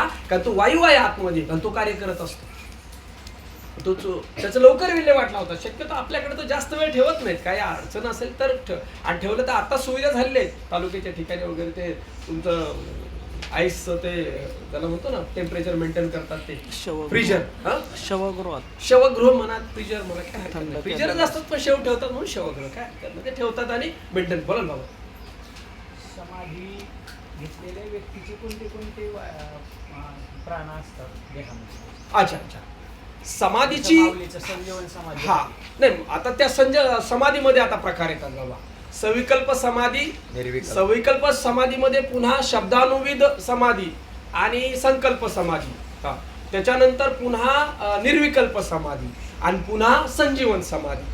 आता निर्विकल्प समाधी आणि सविकल्प समाधी ह्या योग्याच्या समाधी आहेत आणि संजीवन समाधी जी आहे ती साधूची आहे. संजीवन समाधीमध्ये काय होतं, त्याला देह सोडायलाच लागतो असं काही नाही. त्याच्या अगोदरच, आता माऊलींचा हरिपाठ केव्हा झालाय? अगोदरचा हरिपाठ, त्याच्यामध्ये लिहिलेलं आहे ज्ञानदेवा प्रमाण निवृत्ती देवी ज्ञान समाधी संजीवन हरिपाठ. संजीवन म्हणजे जिवंत, जसा आहे तसा जिवंत असतात. हा, मग उघड्या डोळ्याची समाधी असते, त्याला आसनाची गरज नाही संजीवन समाधीला. कारण संपूर्ण जग मिथ्या ठरवलं, संपूर्णपणे मीच आहे, माझ्याशिवाय दुसरं काही नाही. तो ज्ञानकालीच फक्त सृष्टी या भूमिकेवर गेलेला असतो. म्हणजे अजातवादाची भूमिका असते, देह नावापुरता असतो फक्त, देहाचं भानही नाही त्याला, विधेयमुक्तीच एक प्रकारची. तर अशा स्थितीमध्ये त्या संजीवन समाधीचा तो भोग घेत असतो. सहज समाधी म्हणजे सहज समाधी, अगदी सहज समाधी. आणि त्याच्यामध्ये क्रियेपेक्षा विचाराचा भाग फार मोठा आहे. विचाराने त्यांनी निश्चय केलेला आहे. बाबा सहज समाधीत होते, सद्गुरु सच्चिदानंद श्रीपाद बाबा सहज समाधीत होते कोणत्याही काळामध्ये. म्हणून त्यांना चिंतनाला बसायची गरज नाही. त्यांनी सांगितलं होतं, मला मी एकदाही चिंतनाला बसलो नाही. का चिंतनाला बसायची कोणाला गरज पडते? ज्याचं चिंतन चालू नाही त्याला चालू करण्यासाठी बसावं लागतं ना. ज्याचं चालू आहे त्यांनी काय बसावं? ते कधीच एक क्षण सुद्धा आपल्या तत्वाच्या त्या अनुसंधानापासून बाजूला नव्हते. क्रिया सगळ्या करत होते पण साक्षी भावात होते. त्यामुळे कधीच कुठल्याच गुंताड्यात ते अडकले नाहीत आणि कोणाला गुंताडा करू पण दिला नाही. इथे गुंताडा हे करू नका सांगत होते हात जोडून, बाबा तुम्ही सगळे साक्षीदार आहात आळंदीच्या वेळेस. कारण तो गुंताडा होणार आहे, तुम्हाला झेपायचं नाही, ते तुमच्या मुक्तीला अडथळा होणार आहे. तो माहित होतं महात्म्याला. काय करा ते म्हणतील, आता ह्यांचं प्रारब्ध ठीक आहे, तथास्तु म्हणून मोकळे झाले. बघा तुमचं तुम्ही कसं असेल तसं असेल. कुठेच नाही, कारण स्थिती आपली मूळ स्थिती आहे अव्यवहार्य स्थिती आणि जीवाची स्थिती आहे व्यवहार. व्यवहार जेवढा वाढवाल तेवढा अव्यवहार्य स्थितीला बाधा आहे. संत महात्मे आस्ते आस्ते आस्ते नैष्ठिकी ब्रह्मचार्याकडे जात असतात. नको आता हे घ्या तुम्ही, चालवा. नको आता हे घ्या तुम्ही, हे बघा तुम्ही, आता हे पहा तुम्ही, आता करा तुम्ही. मुलगा आला, कोण मुलगी सोडत राहतात. आता काही नाही करा, पैशाशिवाय जीवन चालू राहत. करा तुम्ही तुमचं तुम्ही, नैष्ठिकीकडे चालू. काही नाही, घरात असून घरात नसल्यासारखं, काही कसलीच दखलच नाही. पडलं तरी दखल नाही, मोडलं तरी दखल नाही, आलं तरी दखल नाही, गेलं तरी दखल नाही. त्या निश्चल असतात, साक्षी भावात असतात. माझे एक मामा आहे या स्थितीमध्ये, दुंडा महाराजांच्या त्या तिकडून मला ऐकायला अतिशय निश्चल स्थितप्रज्ञ सविलक्षण असतात, मोठे आहेत. मी पाहतो त्यांच्या जीवनात, त्यांना विचारतो तुम्हाला काही वाटत नाही का ह्या सगळं तुमची मुलं काय नाही म्हणजे चाललंय की बरं चाललंय. आता सगळंच कुठे बरं आहे, तेव्हा घरात काही घटना घडलेली आहेत, मी त्याचा साक्षीदार आहे. पण त्यावेळेस सुद्धा आहे ते खरं म्हणे, काय आत्महत्या झाली होती एका कारणास्तव मुली. तर ते पोलिसांना म्हणले असं असं झालंय बघा काय. मग ते बाकीचे म्हणाले तुम्ही असं कशाला सांगितलं? तर म्हणे हाय ते सांगितलं आणि परिणाम काही नाही, शून्य परिणाम. कितीतरी आनंदाचे क्षण आले, ते आहे तसेच आहे. काही देणं नाही, कोणाचं केलं काय, ठेवलं काय, काय नाही. 100 रुपये पैसे जवळ ठेवायचे नाही. पेन्शनर आहेत, ऑफिसर होते, पाटबंधारे. हा, सुखे दुःखे समेकृत्वा, लाभ हा लाभ, जय जय. सुखी संतोषाने यावे, दुखी विषादाने लाभा लाभ न धरावे मना माझी. या दुसऱ्या अध्यायामध्ये मला वाटतं 55 श्लोकापासून सगळी स्थितप्रज्ञाची 72 श्लोकापर्यंत नाही, सगळी ही नवी अध्याय आता पण हे नाही दुसऱ्याच अध्याय बरं ठीक आहे. समय कृत्वा तो दुसऱ्या त्याच्याच खालची ओळ आहे. संतुष्ट त्याच्याच खालची ओळ आहे. हा? ते ठीक आहे त्याचं विशेषत्वाने संख्यामध्ये ती भूमिका आहे, काय हरकत नाही. ते अध्याय का आपल्याला तपासता येते, ओवी कुठे पासून पाहता येते, त्याचं काय श्लोक आणि ओवी त्याचा मेळ बसवतो, ती काय विशेष गोष्ट नाही. आपल्याला मुद्दा जो चाललाय तो लक्षात घ्यायचा आहे फक्त आपल्याला मरणाचा विषय किंवा चित्तप्रज्ञाचा विषय, प्राणाचा विषय चालला होता, पंचप्राणाचा. हा समाधीचा तुम्ही प्रश्न विचारला होता. हा आणि माऊलीचे कोणते कोणते प्राण आहेत आता? माऊलींचे जीवन समाधी. पहा, समाधी देहाला आहे का तत्वाला आहे त्याचा निर्णय करू आपण. त्याचा निर्णय करू आपण. समाधी कोणाला आहे? तत्व तर सर्वत्र समच आहे. तत्वाला समाधी असायचं काही कारणच नाही. सदा सर्वत्र सम. हा, तत्वाला समाधी असायचं कारणच नाही. आणि देह राहू शकत नाही, टिकू शकत नाही. हा, जड आहे, नाशिवंतच आहे ना. कोणाचे रामकृष्ण आले तेही गेले, चिमुडवर माती इकडचे तिकडचे करू शकले नाही. हरिपाठातच सांगितलं ना, समाधी हरीची समसुखे ना. नाही, त्यांचा जो मुद्दा आहे ना की कोणते प्राण राहतात. पहा, ज्या वेळेस समाधी घेतली, समाधी घेणं म्हणजे काय, समाधीची मी संकल्पना आपल्या समोर मांडतो. कदाचित आपलाही मुद्दा आपण मांडला त्याच्यामध्ये जे अजून त्याचं तात्विकदृष्ट्या योग्य होईल. समाधी घेणं म्हणजे काय आणि सुषुप्ती म्हणजे काय. समाधीत योगी काय करतो, समाधी आणि सुषुप्तीमध्ये फरक आपल्या लक्षात आणून येतो. समाधीत शरीर ताट असतं आणि झोपेत शरीर पडतं. समाधी स्वातंत्र्यात आहे आणि सुषुप्ती पारतंत्र्यात आहे. तुम्ही ठरवता का किती वेळ झोपायचं? नाही ना, कर्मावर अवलंबून आहे. कर्म संपले, संध्याकाळी झोप आहे आणि कर्माचा उदय झाला फटकन उठतो सकाळी, अरे काय काम करायचं, निघाला. सुषुप्ती पारतंत्र्यात आहे. सुषुप्तीमध्ये मन, बुद्धी, चित्त, अहंकार, प्राण आणि ज्ञानेंद्रिये, कर्मेंद्रिये लीन होतात अज्ञानामध्ये. अंतःकरण वृत्ती, मनबुद्धी, चित्त, अहंकार, प्राण चालू असतात. ज्ञानेंद्रिये, कर्मेंद्रिये अज्ञानामध्ये म्हणजे अविद्या वृत्तीमध्ये लीन होतात सुषुप्तीमध्ये. आणि समाधीमध्ये योगी संकल्प करतो, मला 1 वर्षभर बसायचं, मला 1 वर्षभर बसायचं. पहा आता बाबा, संकल्पाचा परिणाम कसा होतो. तुमचा शिबिराचा मर्यादा, काल मर्यादा कशी होती, काय संकल्प होता? 2 तारखेपासून 23 तारखेपर्यंत. कालपासून ह्यानं वेध लागली की नाही, आपोआप बॅगा भरायला सुरुवात केली की नाही? कारण संकल्प तुमचा 23 आहे. संकल्प जर पुढच्या महिन्यातला असताना कुणी डोक्यातच घेतलं नसतं, संकल्पच नाही, तू कधीच आहे, अरे पुढच्या महिन्यात जाणार, आता थोडी येतं, कुणी बॅगेला हात लावलं की निवांत राहिले असते. संकल्पावर आपलं सगळं अवलंबून असतं. तशी समाधी संकल्पाची आहे. 6 महिन्याचा संकल्प केला की 6 महिन्यामध्ये बरोबर समाधी उत्थान पावला, तो बाहेर येणार. वर्षाचा संकल्प पहिला लागतो म्हणून त्याला सविकल्प करून समाधी म्हणतात, सविकल्पाची समाधी. आणि त्याच्यामध्ये पुन्हा मग समाधी घेताना शब्दानुविद आणि दृश्यानुविद.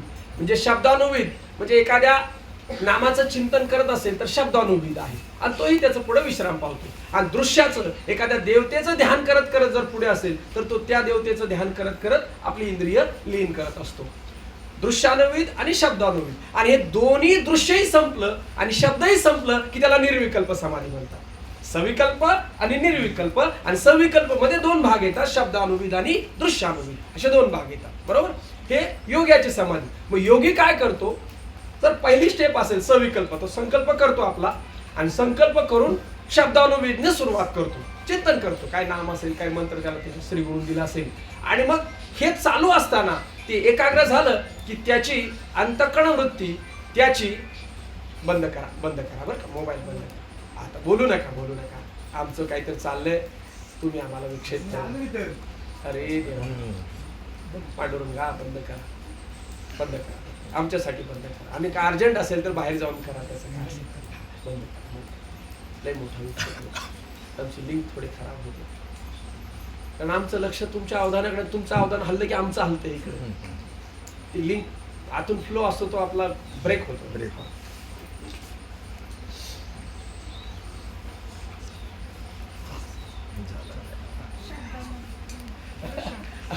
ते आहे माझ्या लक्षात.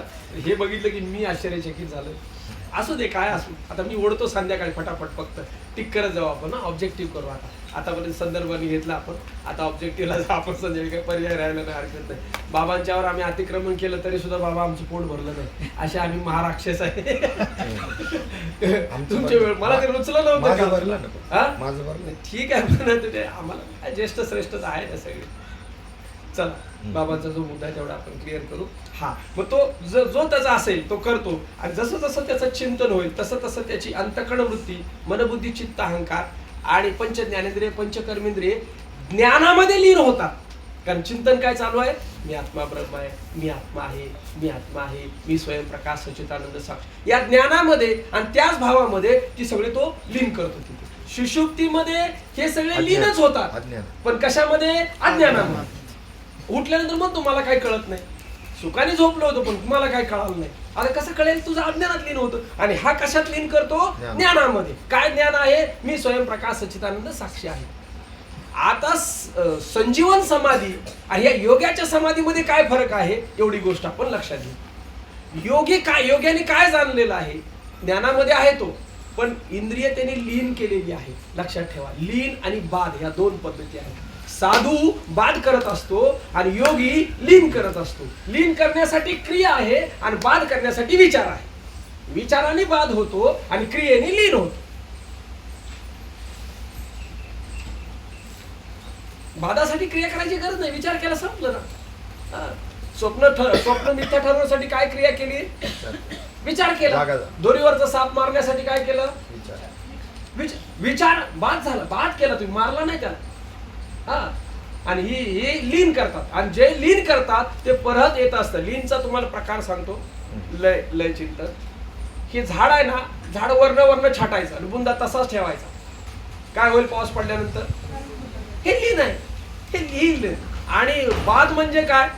काहीच करायचं नाही, झाड मिथ्या आहे समजायचं, संपला विषय. आणि आत्यंतिक निवृत्ती करायचं असेल तर ते मुळापासून उपटायचं. म्हणजे बाद काय? बाधाशिवाय मुळापासून उपटलं जात नाही, बरोबर? मग योगी काय करतो?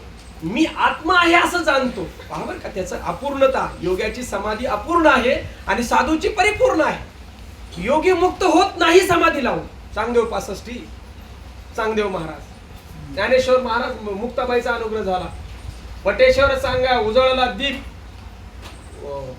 दीप सोहम शब्दे लावी याला बाई यानो. बाबा स्पष्ट प्रबोधाचा उल्लेख केला. काय दिलेलं आहे चांगदेवाला? स्पष्ट. सोहम होते ते कोहम झाले, निज विसरले काय सांगू. मार्ग चुकला, विसर पडला, वरपडा झाला, विषय चोरा. वटेश्वर सांगा, ज्ञानदीपे उजळला, सोहम शब्दे लावी याला बाई यानो. मुक्ताबाईचं प्रकरण काय अभंग पाहिले ना बाबा. गुरुपुत्र झालो, मुक्ताई. विषय साहेब स्वतंत्र विषय बाबा. खूप चांगल्या उपासची म्हणजे सगळा प्रबोधच आहे आपला. सगळा प्रबोधाचं विश्लेषण आहे. प्रबोधाशिवाय दुसरं चिंतनच नाही. विस्तार केलेला आहे. तत् 36 ओव्यामध्ये सांगितला, तोम अर्ध्या ओव्यामध्ये सांगितला आणि पुढच्या ओव्यामध्ये अशी सांगितला. 65 ओव्यामध्ये आपला प्रबोध आहे. तत्वम अशी या महावाक्याचा बोधाचं चिंतन. तसंच वाक्यवृत्ती सुद्धा बाबा आद्य शंकराचार्य संपूर्ण तत् आणि त्वम आणि अशीच पदाचाच विस्तार आहे. असे काही स्वतंत्र छोटे छोटे ग्रंथ आहेत. फार सुंदर गोड चिंतन. चला आपण या समाधीचं फक्त पाहू. मग बाद आणि ते लीन करतात. आणि लीन केल्यानंतर योग्याची समाधी अखंड नसते, त्याला यावंच लागतं. कधी ना कधी चांगल्या वर्षानंतर येतच होता परत बाहेर. सर्वात महान आणि श्रेष्ठ योगी चांगदेव या भूतलावरचा आतापर्यंतचा. कारण 14 विद्या 64 कलांचा अधिपती होता. संजीवनी, मेलेली माणसं जिवंत करत होता. आता मेलेली नाही, 6 महिन्यानंतर नुसती हाडकं घेऊन जिवंत करत होता. पॉवर होती त्याच्यावर, साधा नव्हता तो, तरीही अपूर्ण होता बाबा. आणि ते अपूर्णत्व मान्य केलं, स्वीकारलं आणि महात्म्याच्या ज्ञानोबरायांच्या चरणी शरणाला. ही लय मोठी गोष्ट आहे. आपला साधा इकडे काचा अधिकारी कोणाला बघे ना, कोणाकडे सुद्धा कायच्या काय त्याला अहंकार चढलाय. एवढं सगळं वैभव, लाखो शिष्य, 7 कोटी श्लोकाचा अधिपती आहे, मुखोद्गत.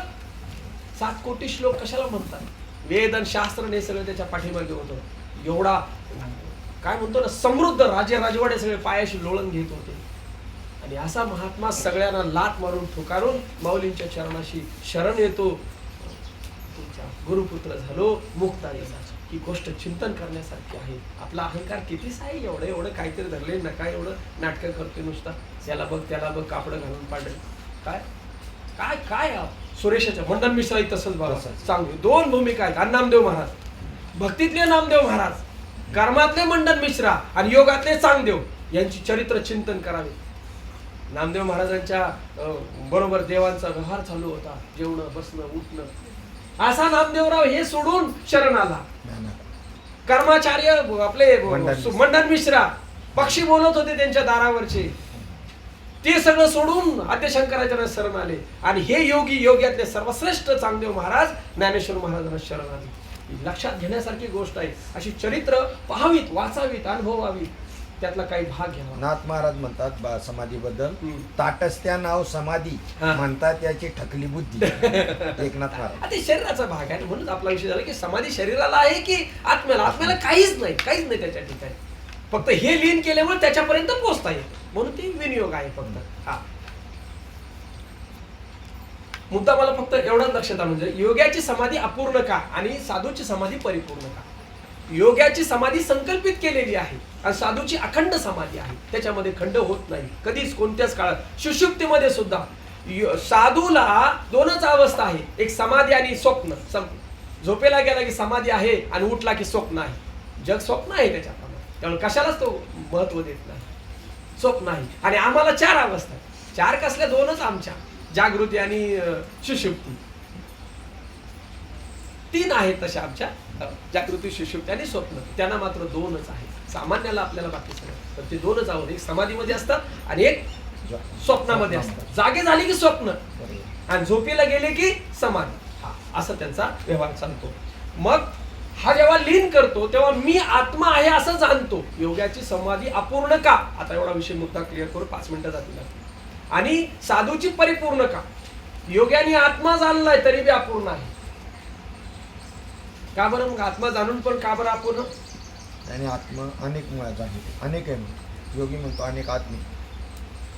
तो एक भाग झाला, तो एक बरोबर आहे. अजून एक त्याचं वर्म आहे.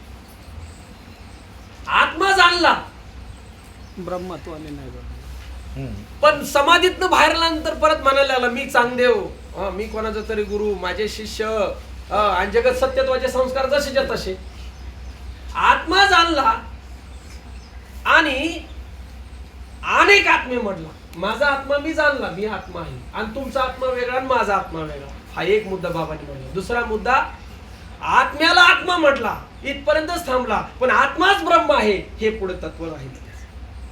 आत्मा जाणून नुसता चालणार नाही, आत्माच ब्रह्म आहे हा निश्चय व्हायला पाहिजे. आत्मा आतमध्ये आहे आणि ब्रह्म बाहेर आहे, आणि तेच ब्रह्म आहे. जो आत्मा आहे तोच ब्रह्म आहे. म्हणून मी आत्मा ब्रह्म आहे 2 भूमिका येतात. मी स्वयंप्रकाश सच्चिदानंद साक्षी आहे, अशी दुसरे 2 भूमिका येतात.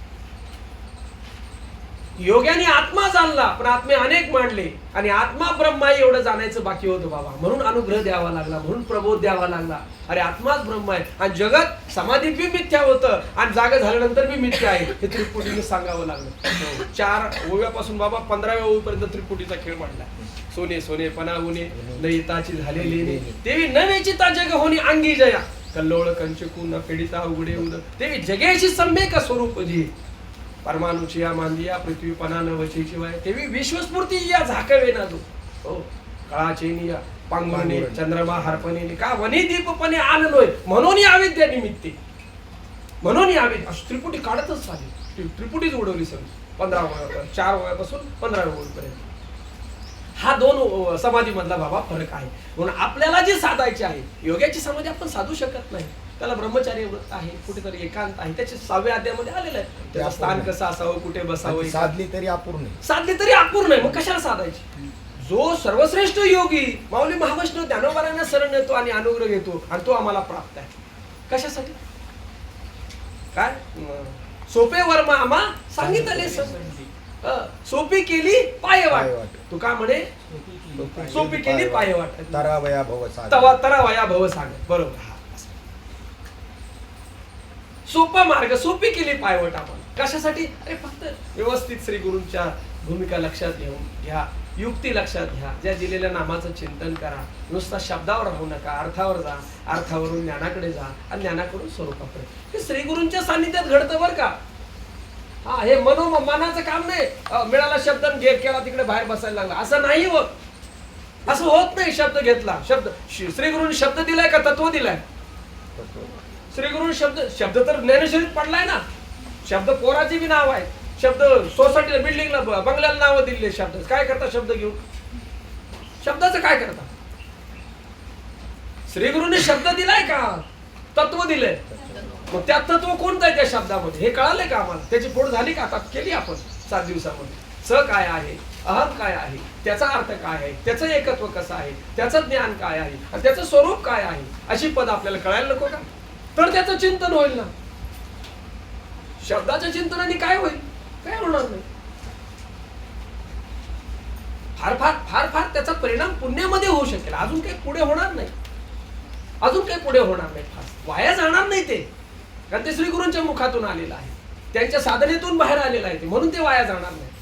त्याचा काहीतरी परिणाम साधला जाईल सत्वगुण वृद्धी होण्यासाठी. पण सत्वगुण तरी काय कामात आहे? तोही अडकवणारच आहे पुढे जाऊन. त्याचं चिंतन आलेलं आहे. अशा दोन्ही समाधीमध्ये जो फरक आहे, म्हणून आपल्याला योगाचा जो भाग आहे तो तुम्हाला सांगितलेला नाही. साध्या सोप्या मार्गाने चालत राहा. बरोबर. हरिपाठामध्ये फार सुंदर हरिमुखे म्हणा, हरिमुखे म्हणा टाकल्या नाही. सगळ्या अभंगाचं ध्रुवपद करून ठेवलेलं आहे. किंवा इकडे नाथ महाराज हरिमुखे गाता हरपली चिंता त्या नाही मागुता जन्म घेणे. बस किती सोपं सोपं सांगितलेलं आहे आणि ते सोपं आमच्यापर्यंत पोहोचवलेलं आहे. चला आता उद्या संध्याकाळी थोडं वेगात जायचं आहे बरं का आपल्याला. त्या तयारीने या बरोबर सगळे. पळायचं आपल्याला नुसतं पळायचं. आता पण कसं पळावं कळत नाही. पळायचं कसं? आम्हाला हे बांधलंय ना तत्वाने. पळता येत नाही. पळायला तर तुमचे चेहरे कसे होतील? मला फार पॅसेंजर ठेवायची गाडी पळवायची. बाबा कसं व्हायचं? गाडी कशासाठी आहे? आणि हे मध्ये ड्रायव्हर मध्ये उशीर झाला ड्युटी संपणार आहे माझी. तुम्ही या नाही तर बसा तिकडे चाललो मी. आज कसं करायचं? आणि ज्याच्यासाठी ते चालवले त्याला सांभाळ पहिला आधी. तांदळ पांगळ छोटं मोठं सगळं घे बरोबर. सगळ्यांना उत्तर जागच्या जागी. तर ते तुझं काम आहे. 7 दिवस त्यांना गाडी पळवली. आता जो संध्याकाळचा टाइमिंग आहे ना पॅसेंजर साठी हा चालेल तसं करू. काय मस्त आहे बापा. वेळ घ्यायचा तेवढा घ्या. काय नाही काय सांगायचा तो विषय सांगून झालाय. फक्त आता हे जे उपक्रम असतात ते थोडेसे अजून विस्तारपूर्वक जाता आलं. ठीक आहे, हरकत नाही ना. सगळ्या ग्रंथांमध्ये हाच विनियोग आहे, वेगळं काही नाही. नच प्राणम संज्ञा नवा पंचवारी नवा सप्तधातू. सप्तधातू कळाले का रे? सप्तधातू कळाले का? आता सांगितले मी. सांगा बघू. हा रस, हा रक्त, हा मांस, हा अस्थि, मज्जा आणि शिव. झालं ते आता सांगितलं. बरोबर. याच्यावर या प्रॉब्लेमवर हे आहे ना, सोल्युशन आहे ना. काय? आता टायमिंग कमी पडतो ना. मग आयोजक जर म्हणले का 21 दिवसाचं शिबिर असतं, 21 दिवस करा, तर मग सगळ्या पॅसेंजरला पत्ता करून पुढचं कुणी काय सांगितलंय तेव्हा आता पुढचं काय नाही. काल उद्या कुणी पाहिलंय नाही. पण आता जर म्हणले असते 7 दिवस का 21 दिवस यात आपण आलो असतो. नाही नाही ठीक आहे. जे झालं ते खूप झालं बाबा. झालं ते खूप झालं. ते चांगलं झालं. पुढे होईल ते चांगलं होईल. पुढचं म्हणजे सविस्तर होतं. भूक राहू दे थोडी. भूक राहू दे. खात राहिले पाहिजे. दिलं हे जरी एवढं जेवलं तरी बाबा न संपणारी गोष्ट भरपूर आहे. नुसतं आणि पाठ केले तुम्ही बाबा. हे खरोखर विशेष संस्काराचं फलित आहे. जो ग्रंथ चिंतन घेतला तो ग्रंथच पाठ करून घेतला. मन बुद्धी चिंता अहंकार चिंता सगळ्यांचं पाठ आहे. नुसतं मन चालू करेपर्यंत सगळं पुढे धाड धाड धाड धाड आक्रमण. वा नुसतं जेवणार नाही तुमचं पाठांतरावर बी आक्रमण आहे. विशेष गोष्ट आहे. फार आनंद येतो. म्हणजे मला फार आनंद येतो बरं का तुमच्यावर चिंतन करताना. तुम्हाला काय होतं तुमचं तुम्ही बघा. मी काय सांगते. चला झालेली सेवा पंढरीश परमात्मा. हा सगळ्यांच्या चरणी आपलं धन्यवाद. सगळे तुमच्या सगळ्यांची आणि विशेष करून यांची. त्याच्यामुळेच हा आनंद येतो. आनंदाला कारण हे सगळे बसलेत ना पायामध्ये. यांनी काहीतरी ठोकलंय ना तिथे, म्हणून आपल्याला आनंदाचे लाडू वरती येतात. हे सहजासहजी नाही ना. त्याची व्यवस्था पाहताना काय जीव जातो ना ते त्यांचं त्यांना माहिती आहे. आम्ही कालच विषय गेला. हे दिसते साजरं करून जेवण अमुक्त मुख 10-15 माणसं सतत यार घालतात इकडून तिकडे तिकडून इकडे तिकडून. ते त्यांचं त्यांना माहिती काय. 6 महिने अगोदर पासून वर्षभर चालतच असं ज्यांचं. अमुक झालं तमुक झालं, हे करा ते करा. हे 21 दिवसाचं फक्त हे प्रदर्शन आहे. पण ते सायास करताना चालूच असतं ना. कार्याच्या पाठीमागे जी भूमिका असते ना ती फार सायासाठी पुढे आणावी लागते. एवढं सोपं नसतं ते. लक्षात घ्यावं. हो, म्हणून कार्य करणाऱ्यांच्या चरणी साष्टांग दंडवत करतो आपण. हो, चला झालेली सेवा आपण गणेश परमात्मा पांडुरंगाच्या चरणी सद्गुरुनाथांच्या चरणी सेवा समर्पित करू. सेवेला पूर्ण विराम.